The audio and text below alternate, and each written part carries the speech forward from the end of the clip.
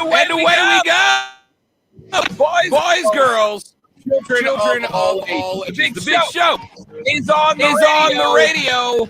This is ESPN Upstate. What's happening, y'all? The Rob Brown Show. Ready to rock and roll. 3 hours on a Friday. I am Rob Brown. Hello, back in the network studio. In charge of buttons, switches, levers, knobs, gears, pulleys, other assorted equipment required to get us on the air every single afternoon. The great one, the Alpha and the Omega of ESPN Upstate. The sports talk guru, #Dad Kicks. My man Lonzo is back in the driver's seat. What up, Zoe? I forgot to mention the abacus that I used to figure out how many minutes are in each commercial break. The primary job of Lonzo, for being honest, his number one job is to answer me every time we get to a break, and I say how much. That's it. That's what he's there for. Just to be a human for yours truly. I do have a quick question. If you see a coworker post something, and you know that it's not about you, but you want to see exactly who they're going to say. Let's say their name is. We'll call them Greg. Let's say a coworker named Greg posted something. And you kind of want to know who he believes is the stinkiest person in the building. And I'm putting it lightly. But you're afraid of that was perfect timing. You're afraid to click on it to find out if it's you. Old Greg. Good old Greg. Should I click on it? I don't know. I kind of want you to. I kind of need to know. In fairness, if I need it, you can click on it. I feel like I've got a pretty good idea. Greg is. I could probably just ask and get him to tell me. You know when I say coworker. Yeah, I know. The folks may not. But I know. Now I want to know who the person in the building is. If only to avoid.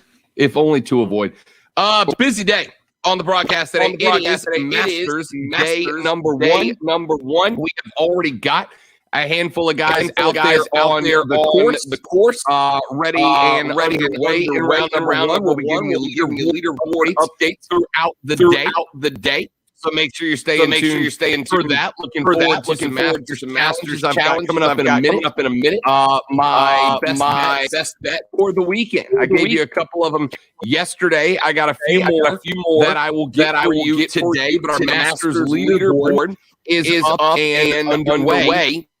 Already have some guys on there. Matsuyama right now is up at the top of the leaderboard as it stands today. Some of the bigger names that are out right now. John Rahm is through. Patrick Reed is through.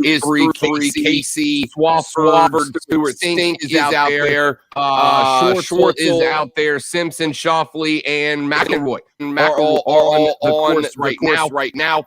We will give you a leaderboard update throughout the day as we track along. So make sure you're following that.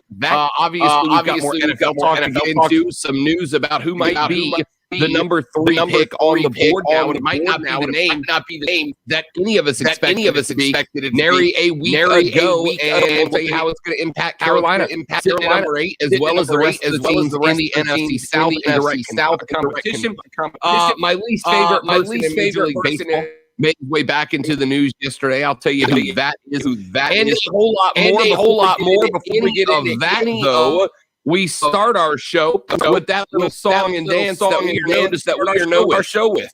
Let's do lunch. This is a very nutritious lunch. All the food groups are represented. You guys hear? What in the wide world of sports is going on here? Lunch!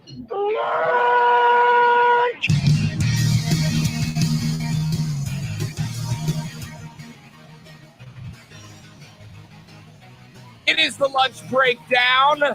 The 3 things you have to know before we go start talking sports with our friends, family, coworkers, or the dog, whoever you spend your lunch break with. This will be the scuttlebutt. These are the things that you need to know before you go start your lunch break with your amigos. We start with item number 1, a very sad story coming from over in Columbia, South Carolina. We learned late last night that there was a gunman who killed 5 people, including a prominent doctor in South Carolina. Now we learn that he is former NFL player and former South Carolina State player, Philip Adams, killed himself early this morning as well, according to a source briefed on the investigation via the Associated Press. The source spoke on condition of anonymity because he was not authorized to speak publicly, said that Adams' parents lived near the doctor's home in Rock Hill and that he had been treated by the doctor. The source said Adams killed himself after midnight with a .45 caliber weapon. He was only 32 years old. The York County Sheriff's Office said they had searched for hours before finding the suspect in a nearby home. Adams played in 78 NFL games over 5 seasons for 6 teams. While at South Carolina State, he was a safety and special teams player before he joined the 49ers in 2010 as a 7th-round pick. Though he did get only a few starts in his career, he spent time playing as well with the Patriots, the Seahawks, the Falcons, the Raiders, and the Jets. Finished his career with the Falcons back in 2015.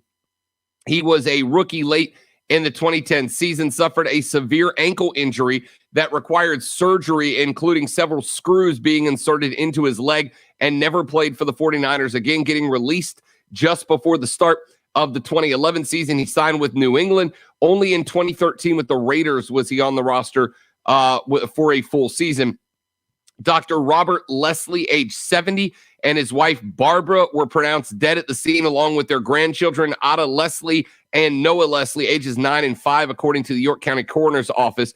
A man who had been working at the home, James Lewis, age 38, from Gaston, was found shot to death outside, and a 6th person was hospitalized with, quote, serious gunshot wounds, according to the York County Sheriff's Office spokesperson, Trent Ferris.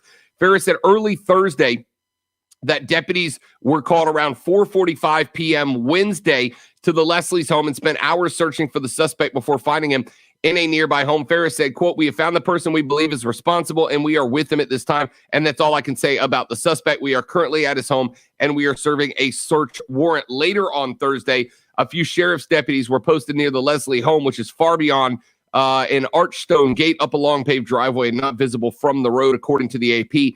The Adams home, roughly a mile down the road, is a modest 1-story brick house. There were several cars in the driveway. Leslie had worked for decades as an ER physician in Rock Hill, board certified in both emergency medicine and occupational medicine, and serving as emergency department medical director for nearly 15 years at Rock Hill General Hospital, according to his website. He founded 2 urgent care centers in the area and wrote a weekly medical column for the Charlotte Observer. He also wrote a book, Angels in the ER, collecting what he termed inspiring true stories from his time in the ER. Leslie wrote in that book, quote, I know without a doubt that life is fragile. I have come to understand that humility may be the greatest virtue, and I am convinced that we need to take the time to say the things we deeply feel to the people we deeply care about, end quote. Ferris says Leslie was very well known in the Rock Hill community. Ferris said, quote, Dr. Leslie was my doctor growing up. Dr. Leslie has been one of those people that everybody knows. He started Riverview Medical Center in Rock Hill and has been a staple in Rock Hill for years. A biography page said he and his wife raised 4 children and that Leslie received his degree at the Medical University of South Carolina. So that's just a horrific story. Bad enough that we have got a former player who has clearly had some issues and not only took his own life, but took the life of 4 other innocent people, including a couple of children, 5 other innocent people, including some children. Made that much worse by the fact that one of the lives he took was not just a medical professional, Zoe, but, I think at least if you're very fortunate as I am, we all had that doctor when we were growing up that made us feel comfortable, and helped us to learn about our health and our keeping ourselves in shape and healthy and all that. I know I had mine. Dr. Rigby was my doctor for years and years and years. And for many years, Dr. Rigby was basically a family member for me. If there was anything wrong, in fact, Dr. Rigby, who was a pediatric doctor, I continued to see Dr. Rigby late into my teens and early into my 20s because he knew me better than anybody else. This is a horrific story. It is one of those nightmares come to life, and I don't really have a whole heck of a lot else to add about it, Zoe, other than to tell the friends and family and patients and those who knew Dr. Leslie that we are incredibly sorry. Our thoughts are with them. What an awful way to wake up Thursday morning and try to get the show started. Very, very unfortunate. And you know what? The quote from the doctor's book, it's just so true. You should tell people that you love them because you never know when you're going to get the chance again.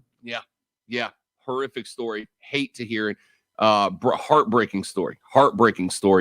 Not going to spend a bunch of time on it, but just wanted to put that out there for those of you that had not heard yet. I know we've got a bunch of people from Rock Hill here in this area, and I'm sure there are some of you that knew Dr. Leslie. So again, you have our condolences. And we are incredibly sorry. What a horrific story.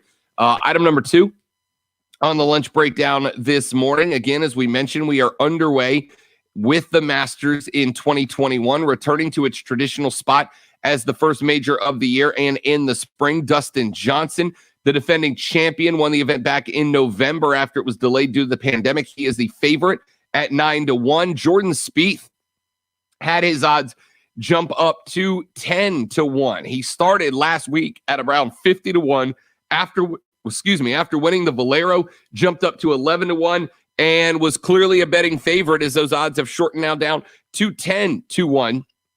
A couple of bets that I'm really intrigued by this weekend. Justin Thomas is one of them that I very much like. JT's weekend performance at the TPC was a reminder that he is absolutely in the top golfer in the game conversation right now.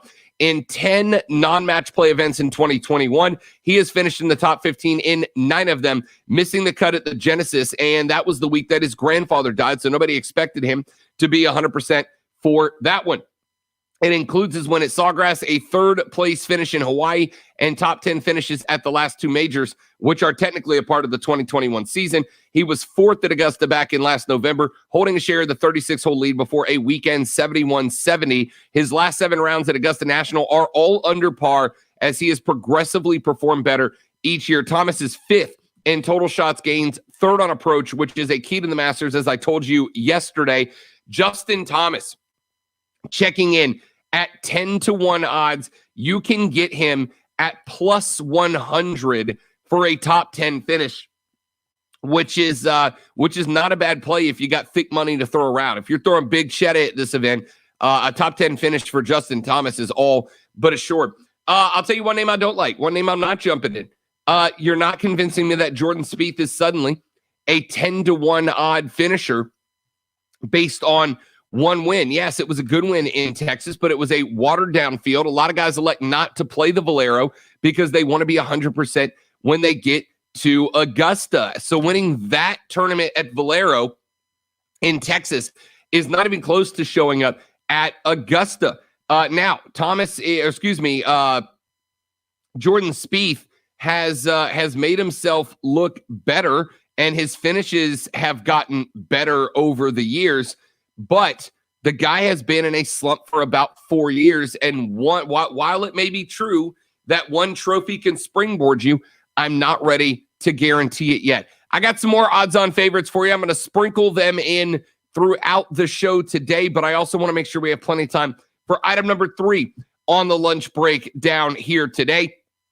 Pro Football Talk is reporting that the San Francisco 49ers are leaning into Mac Jones now as the 3rd overall pick in the draft, and the Vegas betting odds are reflecting that. As of March 29th, the day on which Kyle Shanahan and GM John Lynch addressed publicly the move from 12 to 3, Trey Lance was the points bet favorite at plus 130. Justin Fields was plus 150, and Mac Jones was plus 160. But now Jones is a minus 200 favorite to be selected at number 3. Fields is at plus 250, and Lance is at plus 300.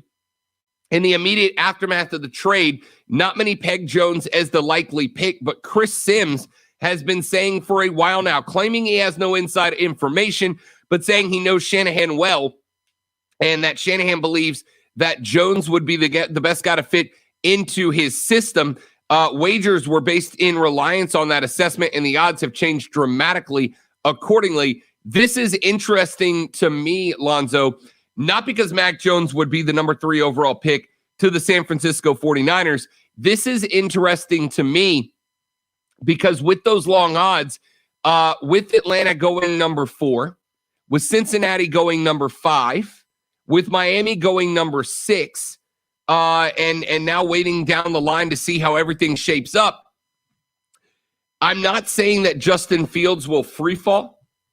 I'm not saying that he'll be available at number 8 because we know there are teams looking at trading up into Atlanta's spot at number 4.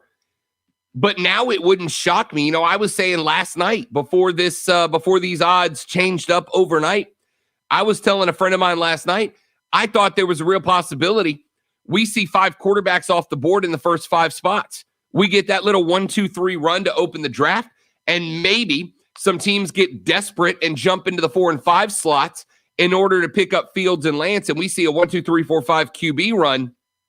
But with Fields falling that far down, even with a second pro day added into the mix, I got to wonder if maybe there aren't some teams that aren't buying into whatever hype it was that told them that Justin Fields wasn't ready. That 8 pick, even more interesting today than it was yesterday, Lonzo. And yesterday, we were both very interested in it. I'm just, I'm curious. You're mentioning the possibility of 5 quarterbacks going in a row. I wonder what is the amount of quarterbacks that have won in a row in the draft at the top. I believe 3. I don't think in fact, I recall reading that there's never been 4. I think it's 3. 5 would shatter the record. Yeah, I mean, that's crazy. But it is a possibility, and that's the kind of draft that's exciting to watch for sure when you don't know who's going to jump where. But the fact if 5 quarterbacks go in a row, then if you are the Panthers, do you stay where you are? Because, man, that pick just went way up. You could pretty much have just about anybody. If Justin Fields is still available at 8, I got to think the Panthers take him, right? Yeah, I think you have to. I know a lot of people will probably be upset about that because you just traded for Sam Darnold. Why in the world would you do that? But I think you have to, because it's a possibility of that being your quarterback of the future, especially if Sam Darnold doesn't work out. And right now, who's your backup? Yeah, because we know Teddy's going to be gone. So who's your backup? Yeah, you got to think but the question's going to be, do they have the money to put 2 multimillionaire quarterbacks on the roster at the same time? If Justin Fields is available, it means Trey Lance could be available too. The question is going to be, if Fields comes off the board but Lance is there, does that 8 pick, because teams are going to start getting antsy around 8, if one of the big 5 is still on the board, could that make a trade out of that spot a little more easily facilitated? We're going to talk about all that coming up at 1:00 today. We're going to be joined by Rashad Beard of the Panthers Nation podcast. Make sure you join us then. That's going to be at 1:00. Rashad Beard will join us at 2:20 today. Lonzo's Fight Club. We're going to talk all things combat sports. So I think we're probably going to start that segment about 10 minutes after 2, because we got no shortage of stuff to talk about today. We have got NXT TakeOver Stand and Deliver night number 1 in the books. We're just a couple of days away from WrestleMania. Had a good AEW this weekend. We are going to be stacked and loaded for Fight Club. So we'll start that one around 2:15 this afternoon. All that and more coming up. Going to be busy. Stick around. Let's have a little fun. The Rob Brown Show's on your radio. Rob, Lonzo, and you. This is ESPN Upstate. Golf cart. Yep. The Rob Brown Show. Listen on your phone everywhere on the radio.com app. Download the app and make ESPN Upstate a favorite for 24/7 real, unfiltered sports talk. So I have already got my next golfing outing lined up next weekend. Going to get a couple of rounds in, a Saturday round, a Sunday round with a couple of the boys, a couple of folks from over in the Greenville area. And one of the reasons I'm excited about it is because your boys got an Upstate golf cart. $99, getting me 9 rounds of golf. That is over a 75% discount, because there are over $450 worth of greens fees on this card. You're picking it up for $99. The Preserve at Verde, Pebble Creek, Legacy Pines, the Rock Golf Club and Resort, Carolina Springs, Willow Creek, the Links to Tryon, Rolling Green Golf Club, and new to the card this year, the club at Brookstone. $450+ value. You're getting it for $99 with green fees at 9 prestigious upstate golf courses, less than $15 a round, less than $1 a hole. They are on sale today. Check them out on social media if you want to learn more about it at Upstate Golf Card on Facebook and Instagram, or just go to the website. Trust me on this one. Go to upstategolfcard.com, upstategolfcard.com. Get yours now. Don't wait. Supplies are limited, and you will be very angry if you miss out on this opportunity. Pick yours up today. It's the Upstate Golf Card. Get it online at upstategolfcard.com. Automotive Map.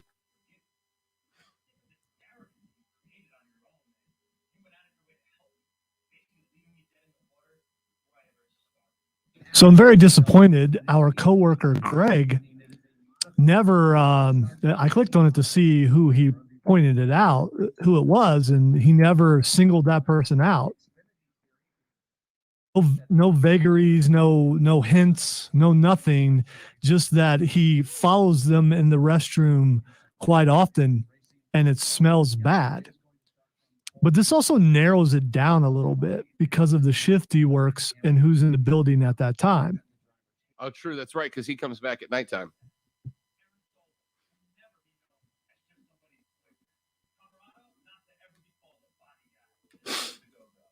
So I'm just saying, if you're going to throw something out like that, you should just come out and say it, or at least give enough hints where people can figure it out and you can deny who you were talking about. I mean, it's teasing without a payoff, and no one likes that.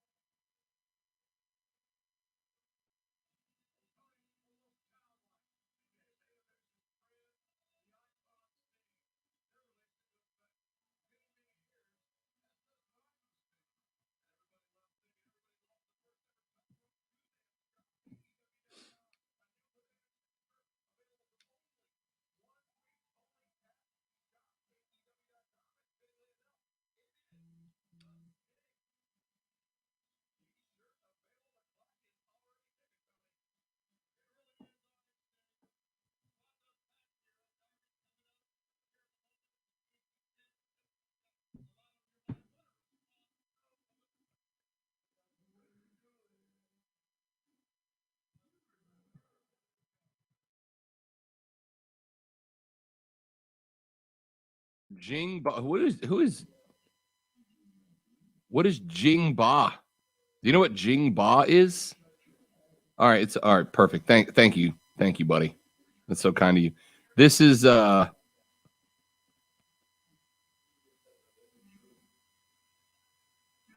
Steven just brings the jokes every week.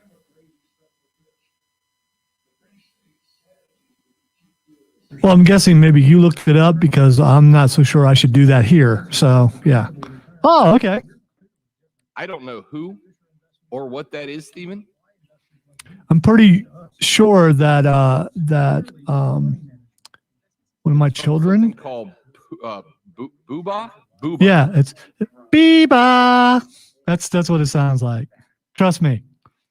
We had one of those. I'm gonna trust you because there's 0%. Sometimes in the middle of the night, you would hear Beeba, and no one was near the thing.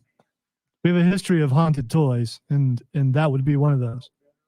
Or, corroded batteries causing the thing to fire. I don't know what it is, but yeah. Did you ever have a Furby back in the day?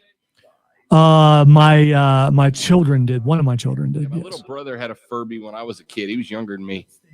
And he had a Furby, and that thing would start talking in the middle of the night. Like if he heard a sound, he would start talking in the middle of the night. You want to talk about creeped out the first few weeks before you get used to that? Oof. We had a Buzz Lightyear like that I ended up burying in the yard. And it had no batteries in it, and it was still talking. It was freaky. It's like, okay, I'm not going to burn this, but I will bury it. 20 seconds.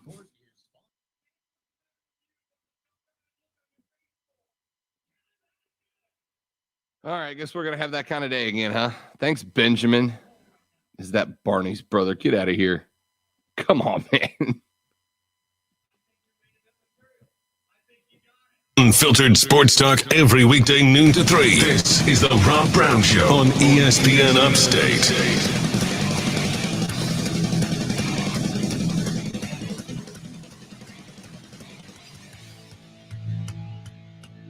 The Rob Brown Show rolls on. This is ESPN Upstate. Robin Lonzo with you on the broadcast today. 844-GSP ESPN. Trevor Lawrence is not in Indianapolis with the majority of the rookies who are expected to get drafted. Around 150 potential draftees are in Indy getting checked out and scanned in advance of the draft coming up in a couple of weeks. Trevor Lawrence is not there, despite having surgery in February to repair a torn labrum in his left shoulder. But it turns out he's got a very good reason for being absent from those physicals, Lonzo. TL16 is getting married this weekend to his longtime girlfriend, Marissa Mowry. He is obviously still recovering from that labrum and that surgery. Ian Rappaport is reporting that rehab is going very well for Trevor Lawrence. No big shock there. Lawrence and Mowry, remember, got engaged in July of last year. He proposed to her on the field at Clemson's Memorial Stadium. Those pictures all came out. Everybody was very happy for TL16. And now the long-haired one is getting himself hitched off this weekend. He is missing the physical day there in Indianapolis. And Zoe, I'm just going to say, totally fine with me. I don't, if there's one guy in this draft that I would think if he says he's good to go, even Jacksonville can't screw it up, and that's drafting Trevor Lawrence, although I did have a laugh when I thought about it this morning. Wouldn't it be the most Jags move ever to pass on Trevor because he missed the medical physical and they were worried about his health? Wouldn't that just be the most Jacksonville thing that's ever happened? It would under other leadership, but I don't think Urban Meyer would do that. I was going to say, I know you don't like him off the field, but on the field, he's not going to make a dumb decision like that. So, yeah, he'll be fine. And congrats to Trevor. I mean, you set a date up, you stick to that date. People can't work around you. That's on them. What would, and I read this last night too on one of my golfing websites. They ran a survey, and they said that 46% of golfers said that if they got the opportunity to play Augusta National, to actually play around at Augusta National, if they had their wedding slated and they got a last-minute call with an invitation to play Augusta, 46%, nearly half of golfers said that they would move their wedding date in order to play a round of golf at Augusta National Golf Course. They would move their wedding date in order to play that. And Lonzo, perhaps the reason that I am 36 years old with no ring on my finger is because I am absolutely in that 46%. That's crazy, man. It's the love of your life. I mean, you know what? Augusta would be the love of my life. You are not wrong. You're right. An opportunity to find someone to be happy with for the rest of your entire life, to have and to hold all that kind of stuff, or go out and play poorly on a golf course because you only get a chance to play it once. You're going to be a nervous wreck. You're going to be out there looking around, and you're going to flat out suck on that golf course. If I shot 120 on Augusta, I wouldn't care. I wouldn't care because I played it. I wouldn't care. I know this is cliche, and a lot of people are going to go, Rob, you're going overboard on this. But playing Augusta would make me happy the rest of my life. I would be able to, not just be able to, I would tell every person who ever came into contact with me I played Augusta. Ring, ring. Hey, this is Rob Brown. Thanks for calling. I once played Augusta National Golf Course. Leave your voicemail after the message. Beep. Like it would never. That's it. That would just be. Rob would just be the guy who only talks. You ever met that guy who only talks about that one thing? He's just got that one thing he did that was the coolest thing he's ever done. And that's just all he talks about? You mean like Al Bundy? Yes. That type of thing? Okay. Yes. All right. 3 touchdowns in the state championship game. Yes. That's what I would be. That's the guy I would be. And hey, man, what's your name? Hey, I'm Rob. Nice to meet you. Hey, Rob, I'm Steve. Nice to meet you. Steve, it's great to meet you, buddy. My name's Rob. I played Augusta National Golf Course. I played around at the Masters. I'm just saying. I just want you to know that before any other reaction we have for the rest of our lives. I just want to say, and it's not because she might be listening, I've been married 28 years. There's no way I would sacrifice my wedding date to go play golf. And it's because I don't have, and I can't think of anything else that would make me want to do that. Anything that's, I get your love of golf and I get the reverence of Augusta. And I'm trying to think if there's anything sports wise or otherwise that I would go, this is a once in a lifetime deal. I got to go do this. And I can't think of. Get in the ring and take a stunner from Steve. See, but this is, I think you also got to be within reason, within something that could actually happen to you. You could actually have the opportunity to play at Augusta. There are connections here at the station and around this area that could probably get you into Augusta eventually. And you are endearing yourself to some of those people who might be able to help you out. Yeah, I see your eyes. And yes, I've known people who've worked here who've played it. So no, you don't. Yeah, I've known. Some of them are no longer with us, but yes, I've known. So you realize we're pretty close to Augusta, and our business ties. Think about it. The big businesses in this area. I'm just saying. Dear listeners, if any of you get me onto Augusta, I will offer Mark Ryan to be a slave to you for the better part of a month. All right, that's my offer. I will have Mark Ryan do your laundry, wash your car, paint your house. Whatever you need done. I will have Mark Ryan do it for a month if you get me on. All right, here you go. Your wedding day, because you planned poorly, Lonzo, your wedding day is in early February now. And the Chiefs make the Super Bowl. And you get a call via one of our connections that says, hey, we know Lonzo's a big Chiefs fan. Our company's a sponsor for the Super Bowl. Let's put the Super Bowl theoretically in, I don't know, Charlotte or Atlanta, for the sake of making it more realistic. Lonzo, we would like to offer you sideline passes for you and a guest to attend the Super Bowl that your Chiefs are playing in. You can stand on the sideline at the game, but it is the same day as your wedding. See, most people would have a problem, but I wouldn't, because my wife or future wife would just go with me. So she would tell us to move the date. That's why I gave you the guest pass. Yeah. What if it was only one? What if it was just you? You get one sideline. If it's just me, no way. No, it's not that important. I will find my way there someday, or I won't. You know what? And if I die never going there, I'm okay, because they won the Super Bowl 2 years ago. So at least I got to see that in my lifetime. And no, I wasn't present, but at least I got to see it.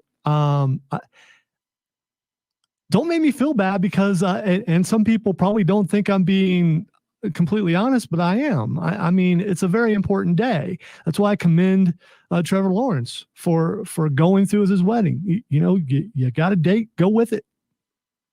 So, sports fans, what is the, let's say, at least semi-realistic opportunity? The semi-realistic opportunity that would make you postpone your wedding. And I especially want to hear from our lady listeners. Fellas, you're invited to participate too. What sports fantasy would come true that would make you postpone your wedding? I would absolutely postpone my wedding if I got the opportunity to play around at Augusta National Golf Course instead. And I likely won't get married until I find a woman who goes, yeah, I would postpone the wedding for you to have that opportunity. Well, see, if you don't have an understanding future spouse, then you got a problem. But at the same time, what you're saying is, I love you so much. I want to spend the rest of my life with you. But this material thing over here, I would like to put that in front of our love, in front of you. This obviously, yeah, it possibly is a once in a lifetime thing, but it means more to me than you and our marriage. I mean, I could see the other person in the marriage taking it that way. I've got the rest of my life with this woman. I've got one day with Augusta National. And then she's thinking to herself, okay, this is the biggest day of my life. We've already got this planned out. My family's coming from all over the world to be at this wedding, and he is going to put golf in front of me. No, not golf. Augusta. Still, I made a mistake. Because when's the next time that I'm going to have something major planned and he gets another opportunity and he's going to pick that opportunity over me?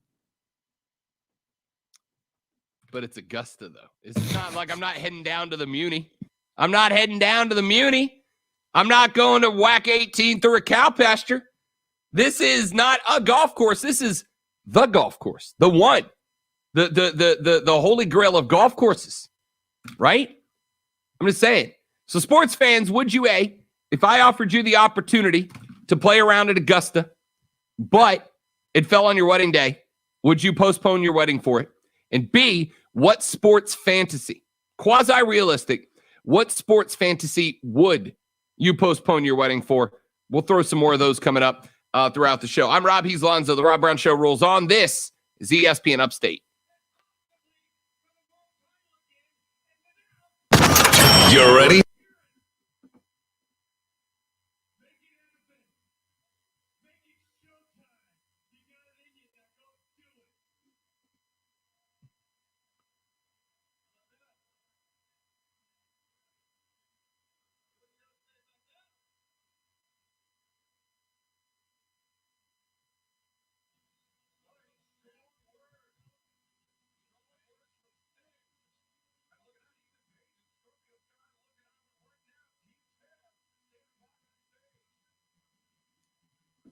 Now, see, if you were a manipulative person or a clever person, you could find a way to get her to make the choice for you, to tell you, you absolutely should go to this. This is the only time you're going to have this. You need to do this. If she knows it means that much to you. That's what we call a unicorn. That's called a unicorn. The correct answer is, well, first off, you got to know what time. I'm assuming, like, if I'm going to get to play Augusta, we're going to be out there at like 7 a.m. tee off at 8. I would, if some woman ever makes enough bad life choices that lead to her being willing to marry me, we are doing a nighttime wedding with an open bar reception, which means that my plan there is I am dropping whatever inordinate amount of money it requires to send her to the single nicest spa bar in the world for like a full 5-hour massage, pampering, makeup, hair, everything. She's getting just the nicest treatment that anybody's ever gotten while I'm playing golf, because that's the same thing for a dude. Brian says that's why you don't have weddings except for in the middle of summer. Only thing going on is baseball, and you can easily not go to a baseball game for a wedding. Yes, that is correct. Fall weddings and spring weddings are terrible ideas. See, I got married early December. There really wasn't anything going on, and you're in the heat of the NFL season right there. So I didn't get married on Sunday. Yeah, but your anniversary will one day fall on a Sunday. And it will one day fall on a Sunday. By the way, a playoff implication game. I have pointed this out before, and I will again. One of my anniversaries, we went to see a Panther game, and one of our friends was like, "Why would you go there on your anniversary?" And my wife said, "Because I love the Panthers and I want to go watch them play." So I mean, it just depends on who you're marrying. Again, I guess. so that's what we call a unicorn.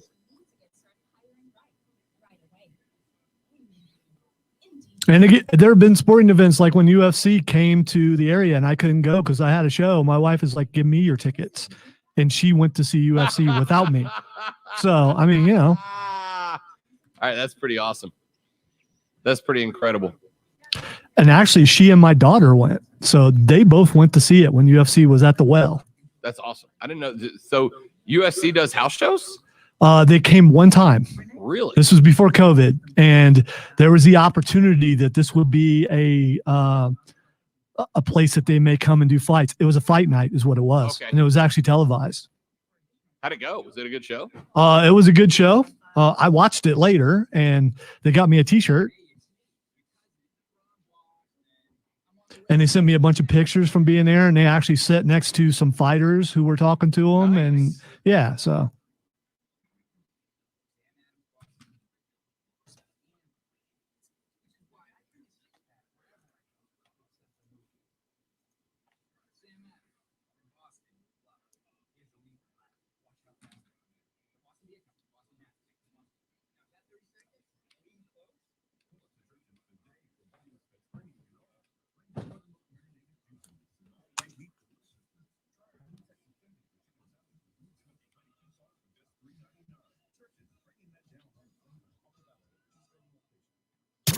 More than the scores, the ups and downs, the ins and outs. Real, unfiltered Harley sports next talk. break. It's the Rob Brown Show on ESPN Upstate.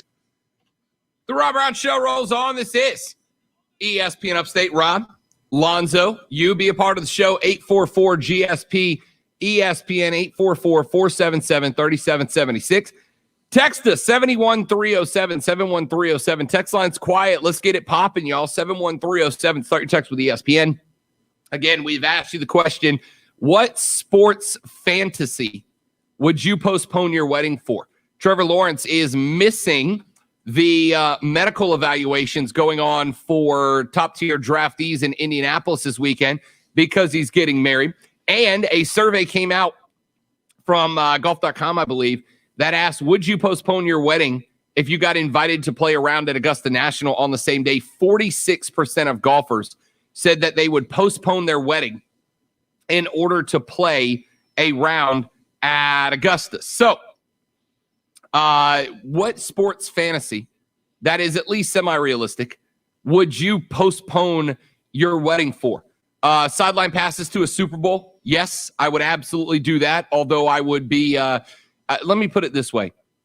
If you have friends that get married on Super Bowl Sunday, Lonzo, they're not really your friends, all right? They're not really anybody's friends.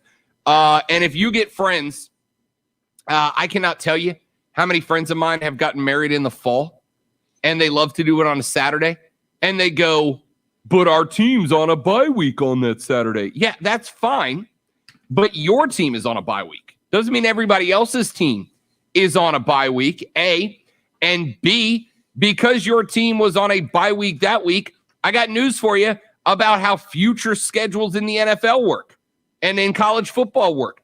You want a bye week that week doesn't mean you're not going to catch a top 10 out of conference game in the next 3, 4, 5 years of your marriage. And then at that point, especially if your significant other is not a fan of your team or of football, there's going to be an anniversary where your anniversary day is going to fall on the same day that your team is playing a top 5, top 10 out of conference matchup. Huge chance for them to get a historic win in the program. And your significant other is going to say, I don't know why you can't just miss a game, hun. It's just one game. Because they don't understand.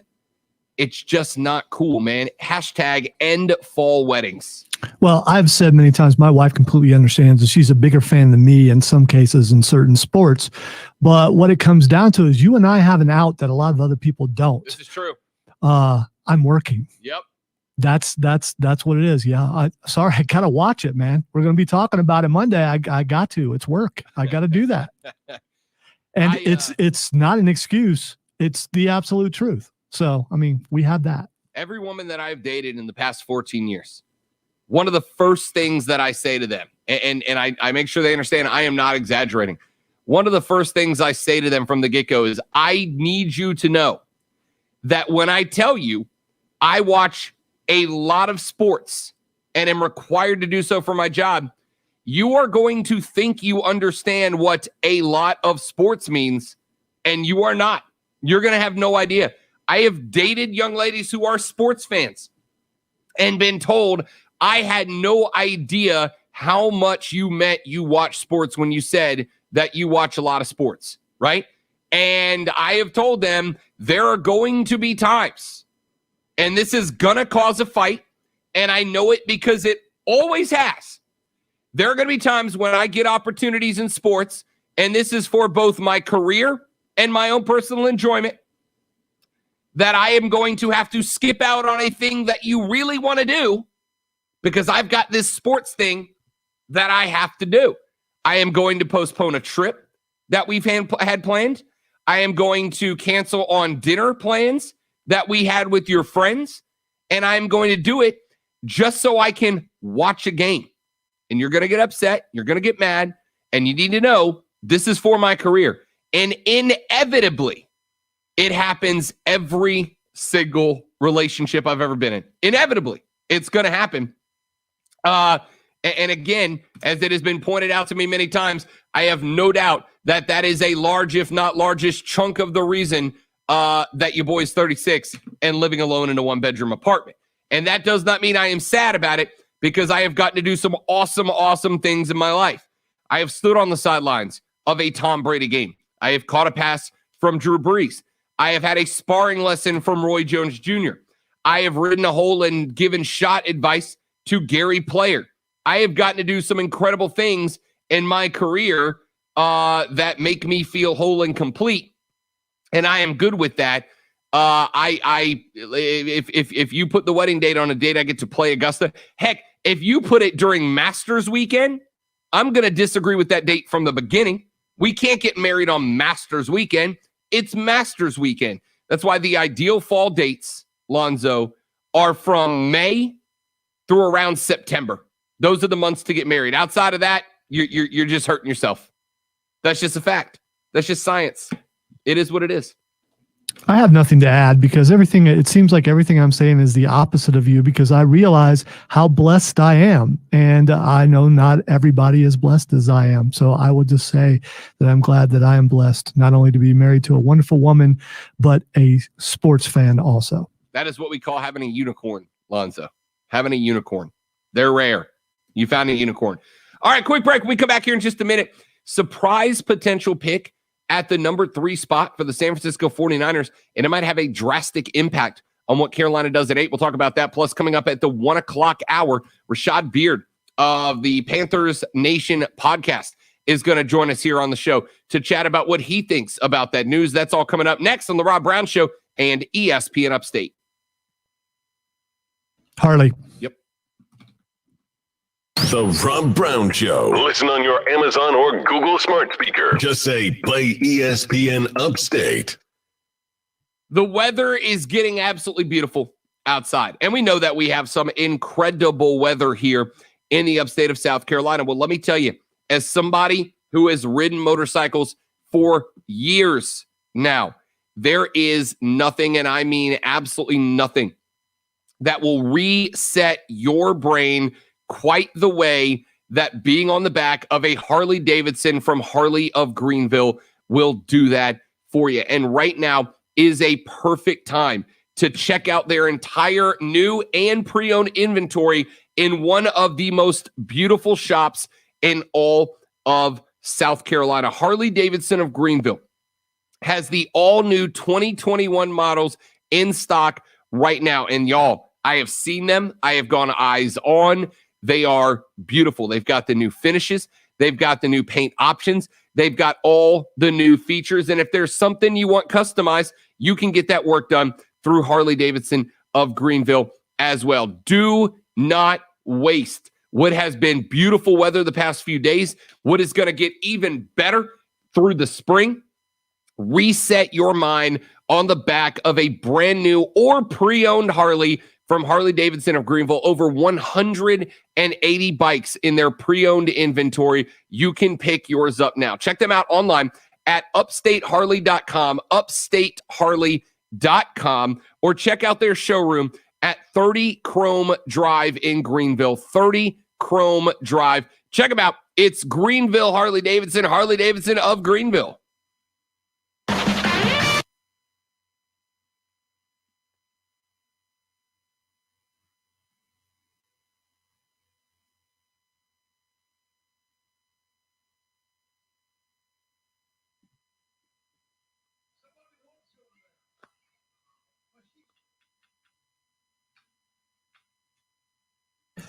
could go ahead and send me that number when you get a chance. Yep, pulling it now.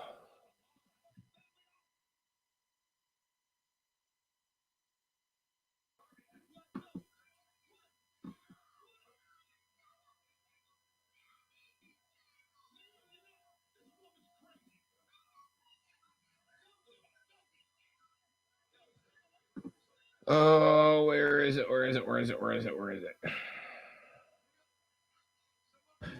In answer to what you're saying, Steven, what I would say is, no, that devil on my shoulder looks a lot like the host for the show for men.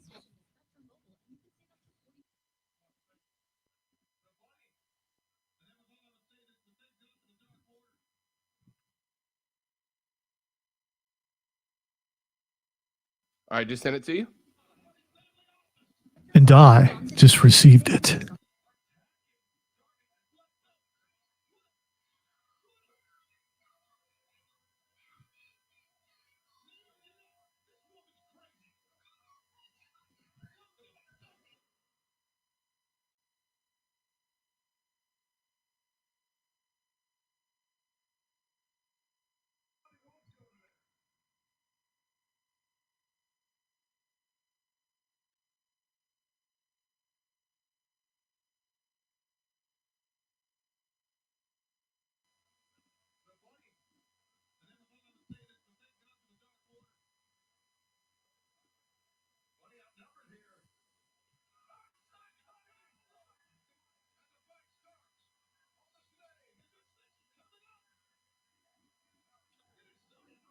Do. All right, what's Steven say? What I have an image of an angel that looks like Lonzo Social and do the right thing, and a demon that looks like Tinky Wing. Oh my God. That's what I was just answering. No, that devil on my shoulder looks a lot like the host from that show for men, for sure. For 2 years, he tried a lot to get me to do things that I just would not do. 1 minute. Perfect. Nothing illegal, by the way, in case people were wondering. Right?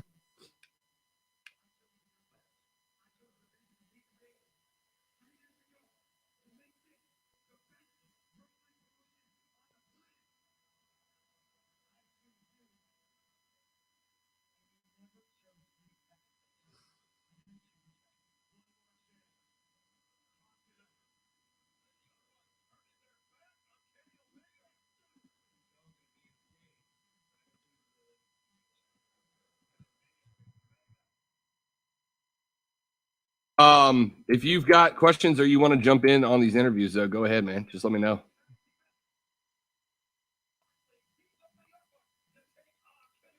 It's not that I'm not trying to help. It's just that the questions you're asking are the ones that I would be asking. And, you know. Great minds and all that.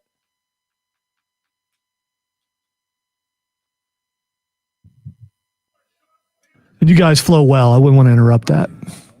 I know it sounds like a lazy excuse, and it might be. 10 seconds.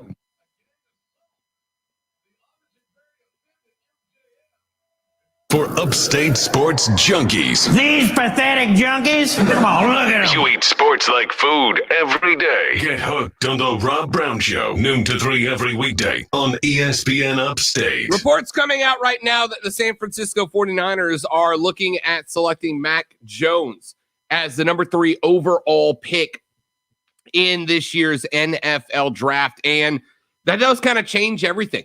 I've gotten the impression that most teams are higher on Justin Fields than Mac Jones, and I could be incorrect about that. But based on everything I've been reading, that's what I have assumed. I've been working under the assumption that that ultimately Justin Fields would go ahead of Mac Jones. Whether or not that is the case, obviously we will find out coming up very soon. But that's the assumption I've been working on. That is the assumption that most of the draft folks that I have been following have been working on, that ultimately they have thought that it was going to be Justin Fields taken by San Francisco at number 3 if Zach Wilson comes off the board at number 2. Now, all of that could be thrown into chaos, obviously, if the New York Jets do go elsewhere outside of Zach Wilson, which some people think that they very well might. Now, I don't know if that is for certain or not. I'm interested in seeing how it plays out. But what might it do? What might it do to the number 8 pick for the Carolina Panthers? If Mac Jones comes off the board at 3 and leaves Justin Fields, and it ends up leaving Trey Lance and Mac Jones is off the board, might that change the way that things are looked at? I don't know is the answer, and I'll be certainly very intrigued to find out. We're going to ask Rashad Beard about that coming up here in just a minute. I very much wonder if Carolina might look at jumping back if Justin Fields or Trey Lance now tumbles, because after that 3rd pick, Atlanta at 4, don't think that they are looking at a quarterback right now. Cincinnati at 5, don't think they're looking at a quarterback. Miami at 6 might possibly be looking at a quarterback. We'll talk more about that with Rashad Beard coming up in the next segment. But your chance to win $1,000 is here in the $1,000 Cash Dash on ESPN Upstate. The key word for this upcoming 1 o'clock hour is skate. SKATE, skate. You're going to text that keyword to 72881, 72881. Powered by BetQL. Let BetQL's proven data and analytics help you become a better. Download the BetQL app today. Text SKATE, SKATE, to 72881 for your chance to win $1,000 in the $1,000 Cash Dash on ESPN Upstate. Rashad Beard of the Panthers Nation podcast joins us next on the Rob Brown Show. This is ESPN Upstate.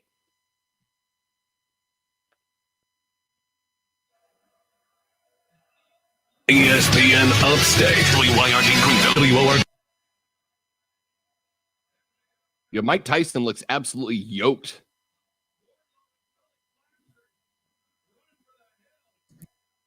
Not good at throwing the fake punches, though. No, not so much.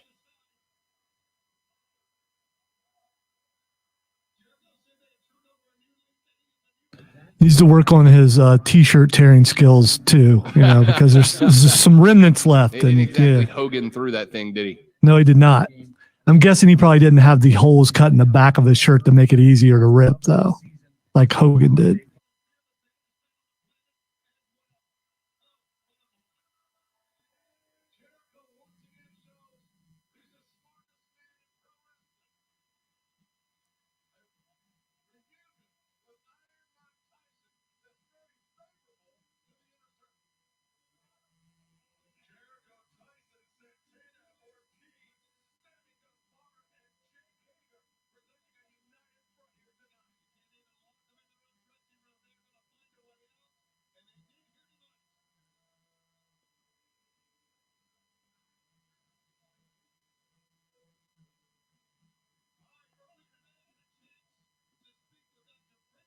Rashad standing by.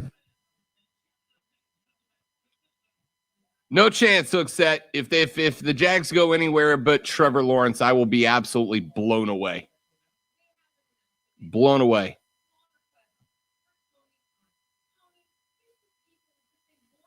Wouldn't that be the shock of all shocks, though? Yes, and the New York Jets would have to change their underpants. So without a doubt.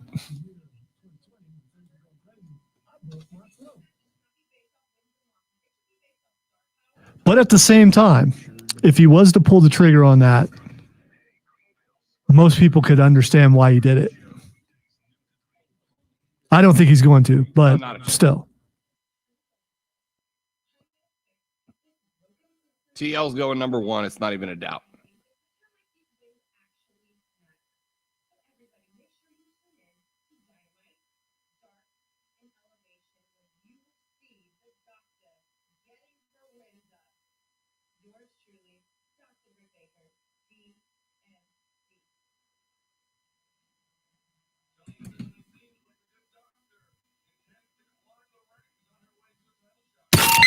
Warning. And check this out. For an official Rob Brown lockdown. Represents being real. Yeah. Real, unfiltered sports talk. Manufactured locally for the Carolinas. Lockdown! This is the Rob Brown Show. Yeah. Only on ESPN. ESPN Upstate. The Rob Brown Show back on your radio. This is ESPN Upstate 97.7 FM Greenville, 97.1 FM Spartanburg, and all around the world on the Odyssey app. Put it on your phone. Audacy. Odyssey is your home for all the audio that matters to you. Download the Odyssey app today and listen to ESPN Upstate around the clock. To the phone lines we go. And welcome in a man I've had the pleasure of knowing for a few weeks now. He's been joining us every Thursday at 1 o'clock for our Panther Update segment. My man Rashad Beard from the Panthers Nation podcast, which you can find on YouTube. They go live every single Monday. It is absolutely my must-watch content for all things Panthers. You can find them on Twitter as well at Panther Nation PC. Rashad Beard joins us here on the show. Rashad, what's up, brother? How we doing, man? Wow, what's going on, brother? Hey, life is good, man. Everything's going great, man. I'm glad to hear it, big dog. I'm glad to hear. I got no doubt though that you guys have got to be busy as all hell right now. With obviously still breaking down the trades from last week. We got Sam Darnold in the fold now. Rumor is the Panthers have given Teddy Bridgewater permission to seek out a trade. And today we find out that the 49ers look like they may be actually looking at Mac Jones, not Justin Fields like a lot of us thought. Let's go back and start with the Sam Darnold trade. We know that that was going to be a big influence. Rashad, I don't know about you. I look at Sam Darnold. I see a guy that has been a victim of circumstance. I see a guy that has been working under a head coach in Adam Gase that already once wasted a quarterback in Ryan Tannehill. Tannehill shows up in Tennessee. He's been to the playoffs, including an AFC championship game once since that point. I look at Sam Darnold and think this dude could do the same thing, if not be better than Ryan Tannehill with the right coaching. If Matt Rule is the guy, I actually love this trade. My partner in crime, Mark Ryan, on our afternoon show says he thinks it is an awful trade for Carolina. I'm on the other end of the spectrum. I think it was a great move. I don't think it costs nearly as much as a lot of people might have thought it would have. I like this trade for the Panthers, Rashad. Yeah, I would say I'm okay with the trade. I think that the 2022 second and fourth round picks, that it seems like a bit rich for me, especially for a team that's rebuilding. We're not perfect. We still have a ways to go, and I think those picks are going to be vital next year. However, there is ways to recoup those picks, so it's not a huge deal. You give up the 6th round pick this year, all is not lost. I mean, again, we can recoup those picks, whether it's via a trade back in the draft this year or whether it's giving away some assets or trading away some assets. So again, it's not a bad trade at all. I think it's an okay trade. I'm not jumping for joy, but all is not lost either. So I'm indifferent. I'm right in the middle. I think I agree right along with you. I think Sam Darnold was a victim of circumstance up with the Jets. He did a terrible situation. Adam Gase, not a good coach. And that's currently why he's unemployed. Listen, we've seen what he's done with prior quarterbacks. Ryan Tannehill leaves, goes off to be in a good situation, surrounded with good talent in Tennessee. So I agree. I mean, I think Sam Darnold is coming into a really good situation with the Panthers. If he gets a healthy CMC, he has a coaching staff that is now in year 2. I think that's huge. Those guys have experience. They know what they want now. He has weapons. He's reunited back with Robbie Anderson. He has DJ Moore. And we've got Dan Arnold, got some solid weapons out there. The question still remains, that is the offensive line improvement. I think we still need to do work on the offensive line. But I will say this. I do think our offensive line is much better than what he had with the Jets. I will say that Jets offensive line was horrendous, much worse than what we had. And that's saying a lot because our offensive line isn't very good.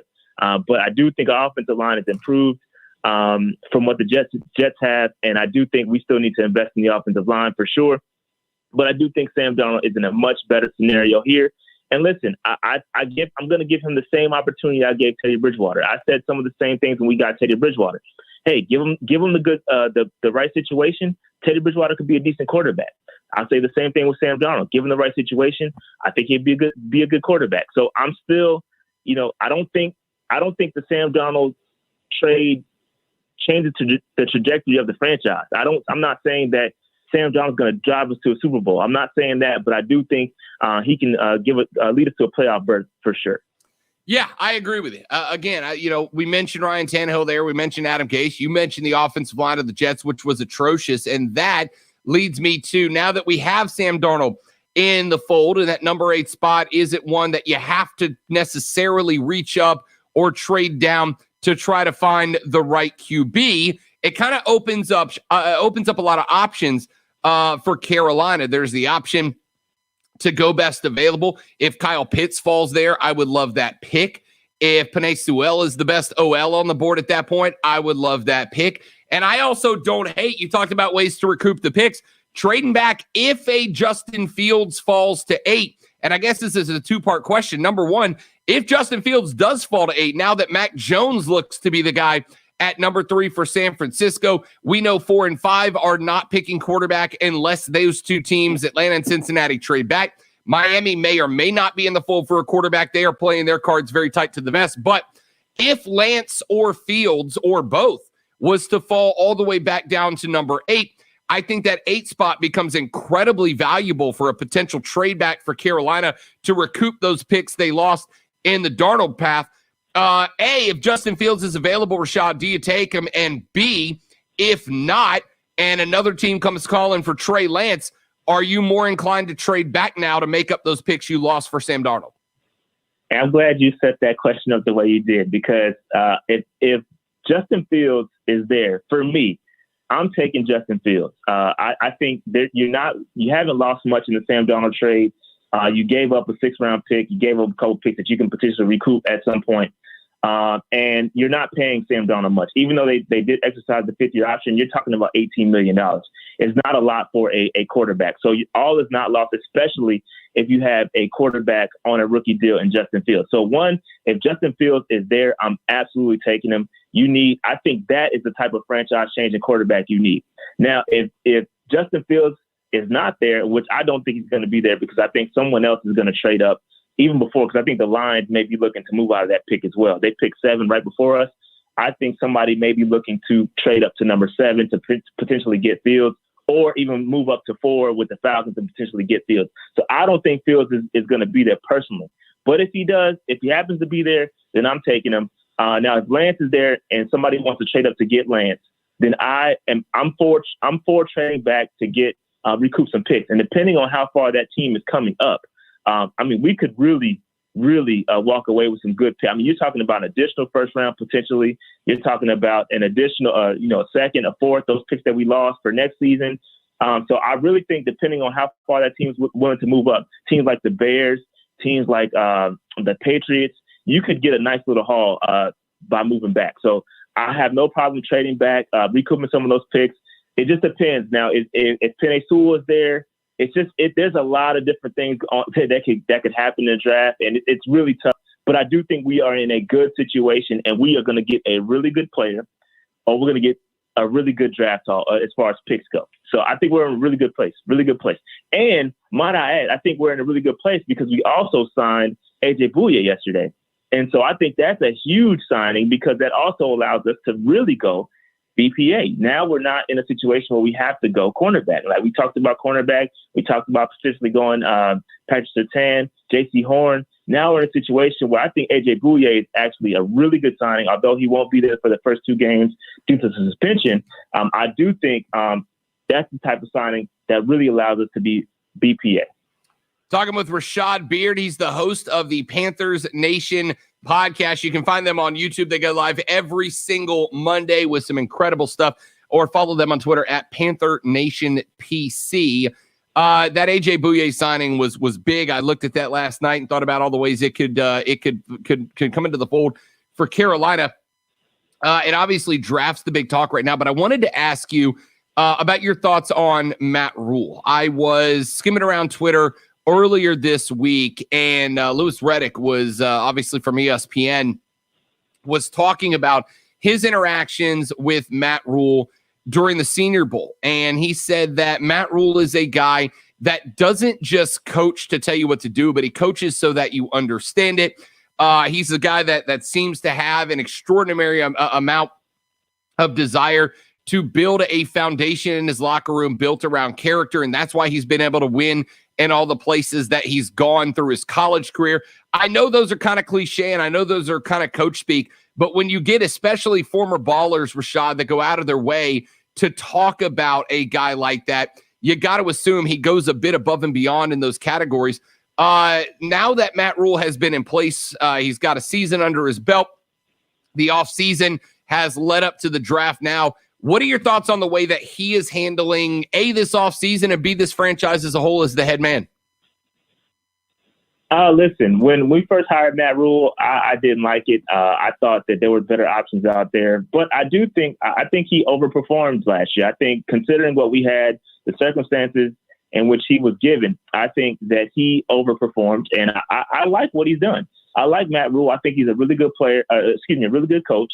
And the players seem to like him a lot. And I think we're still in a situation where we don't know whether his mantra is going to work, because I really think he's the type of guy, the type of coach that wants the raw talent. Like, give me the raw talent, i.e. Sam Darnold. Give me the raw talent and let me coach him up. And give me the guys that you would build in Madden. Like, give me the 6'5", 260-pound defensive end. Give me those type of players and let me build them up. And I think the time will tell if that's going to work. But it sounds nice, right? It sounds nice. You get these players, you want to rehab these players. But historically, that doesn't typically work in the NFL. Now, again, I think he's done some good things in college. He's turned around some programs. I can't say that he's become a true winner because he's never won a bowl game or anything like that. I mean, it's cool that you turn around these programs from nothing to something to winning records, but have you won bowl games? Have you won the big games? Because I'll go back to that Baylor game when they played Georgia and they got smacked. Okay, so I mean, it's good. It sounds nice. I mean, I'm just being honest. It sounds nice that he's able to turn these franchises around, but it doesn't really matter if you can't win the big ones. And that's what we need to understand from Matt Rule. And I think the jury's still out. I'm still on the fence with Matt Rule as a coach. I think I love what he's doing so far. I think we're on the right path. I think the owner has to step out the way and let Matt Rule do his thing. But Matt Rule in isolation, I think, is a good coach, but only time will tell. Because, again, I'm okay with making the playoffs. That's cool and all. Turning around the franchise, that's cool. But the ultimate goal is winning a Super Bowl, and we have to win the big game unless it's all for now. All right, so let's talk about placement in the South. Let's assume that Carolina gets one of the guys we've talked about, whether it's Pitts, whether it's Sewell, maybe it's Justin Fields if he falls. I doubt that he will. I'm with you in that camp. But let's say they get the guy that you want in this draft. Based on what we know now with Sam Darnold, et cetera, I have said that this is still going to be a difficult year for the Carolina Panthers. Atlanta has got what I think is their biggest obstacle to success out of the way, Rashad, in firing Dan Quinn, a guy that was probably around about 2 years longer than he should have been. The Tampa Bay Buccaneers have got the band back together. I mean, they're basically rerunning it back with the Super Bowl squad. And we don't know about the New Orleans Saints. Jameis Winston may have fixed the issues he had and be a 30-touchdown guy. He may have not be a 30-interception guy. But there are question marks about New Orleans. Either way, I think this division is going to be, if not the best division, they won't be the best division in football, but maybe the most competitive division in football next year. Where are you realistically today feeling the Panthers could end up at the end of next year? Oh, man, that's tough. I'm thinking, man, it's really tough because you don't know where Sam Darnold's going to turn out to be. I think that's really tough. But realistically, I'm thinking maybe a maximum. You're talking about a maximum, maybe 8 wins. Probably 8, 9 now. So I think it's going to be a tough season again. I think we're going to see some improvements. I think there's going to be things to build on, but it's going to be tough. Like you said, that division is no joke. The NFC South is always competitive. But again, with the Saints, I think Sean Payton always gives you a chance, right? So just having that coach alone gives you a chance. And I think they're going to be good. I think the Falcons are going to be good. Again, I agree with you. Dan Quinn was the guy in the way. I think they still have talent. Matt Ryan, Julio Jones, Calvin Ridley. I think they still have a talented roster. And so you just look at it from a talent perspective. We're probably third in the division, maybe, and that's maybe debatable with the Saints. listen, it's tough. It's really tough. So I think we're going to be probably an 8-win team next year. Maybe finish third in division. I think we're going to be competitive, though. I think you're going to see a team that's going to be competitive. We're going to go fight every week, and I think that's what Matt Rule wants, and I think he's going to get that. But it's going to be tough. It's going to be a tough go next year for sure. But if Sam Darnold comes out and surprises, you never know. You never know. So I'm kind of guarded right now. I'm kind of guarded. I got my guard up. I'm not going to say we're going to go out there and win 12 games. I don't think that's realistic.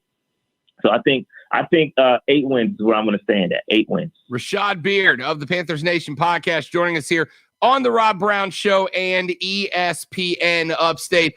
Rashad, before we cut you loose, dude, I got to ask you the question we're asking everybody this week. We're doing the poll. You still do professional wrestling? Are you in for WrestleMania, or did you grow up?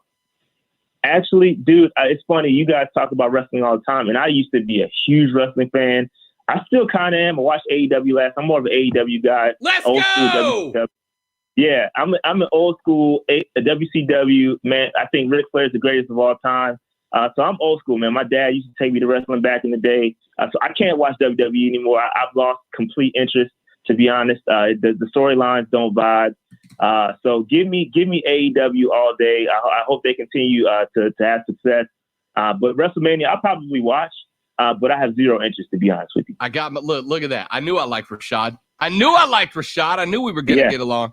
Rashad Beard of the Panthers Nation podcast. You can follow him on Twitter at Panther Nation PC. Check out their stuff on YouTube. They go live. I'm tired of saying it. Rashad, I say y'all go live on Monday, but dude, y'all go live like 4 or 5 nights a week breaking down different stuff, my man. Keep the grind on, big dog. Yeah, it just depends, man. Actually, I'm on vacation this week. Well, I'm coming off vacation here soon. But I'm in just north of Miami. So I took a little week off, and the Panthers decided to have a ton of news. So, I mean, it's okay. You know, my wife is getting on me about creating too much content on the road. So I'm trying to relax a little bit, kind of disconnect. But next week, we'll be right back at it. The hustle's real. My man, Rashad Beard. Rashad, always enjoy it, big dog. We'll talk to you next week. All right, man. Thanks, guys. You got it. You know it. That's Rashad Beard. Again, follow them on Twitter at Panther Nation PC and search their stuff on YouTube at Panthers Nation Podcast. It is a phenomenal place to keep up with everything Carolina Panthers. Quick break. We're back after this on the Rob Brown Show. Rob Alonzo, this is ESPN Upstate. The Rob Brown Show. Listen on your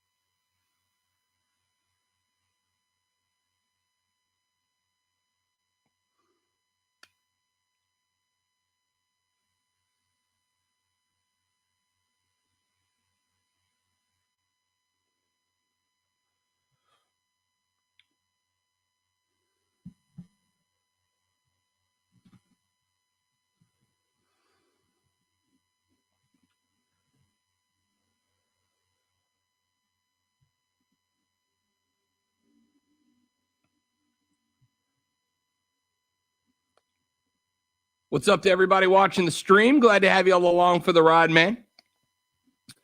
I have seen some of the new jerseys, and some of them are sick. I'm also actually, you know what? Let me see if I can find it for you. I have found Keegan, and I'm a huge soccer nerd. I know not everybody is, but the Orlando City Pride, that is the women's counterpart to the Orlando City FC, have just released a space themed jersey. And they actually, this is actually kind of rad. They sent one of the jerseys into space to celebrate it.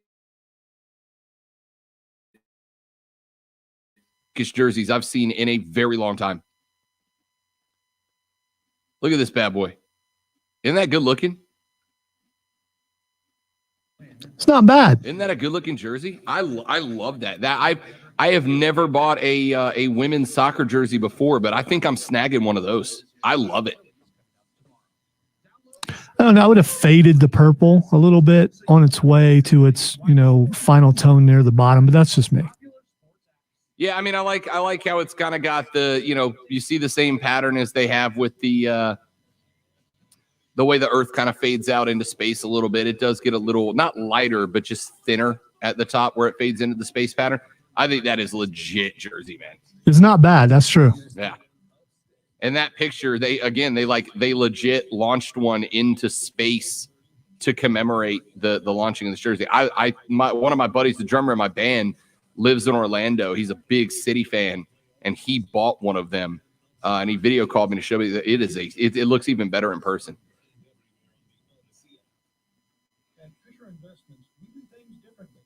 You know what? You can wear that, and you might not get made fun of. Maybe. I mean, there's no guarantees. But if I stopped wearing stuff that I got made fun of for wearing, we would have killed this stream off 3 months ago. You know how you could stop it? Just go straight up skins, man. Go skins. Don't wear a shirt one day and see what happens. That'd go well. If you do it, I'll do it. Of course, I'll position my camera where you can only see my head, but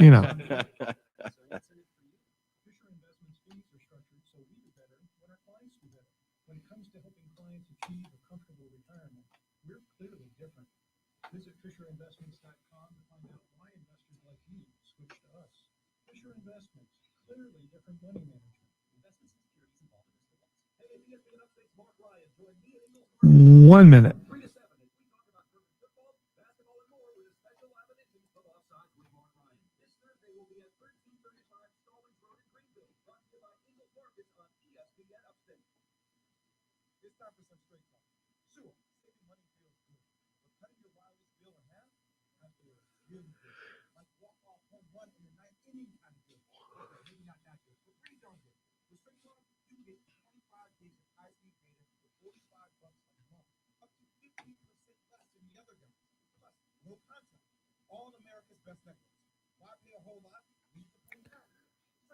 Yeah, Keegan, I've seen that. That looks pretty cool, actually. Especially with what it's based on.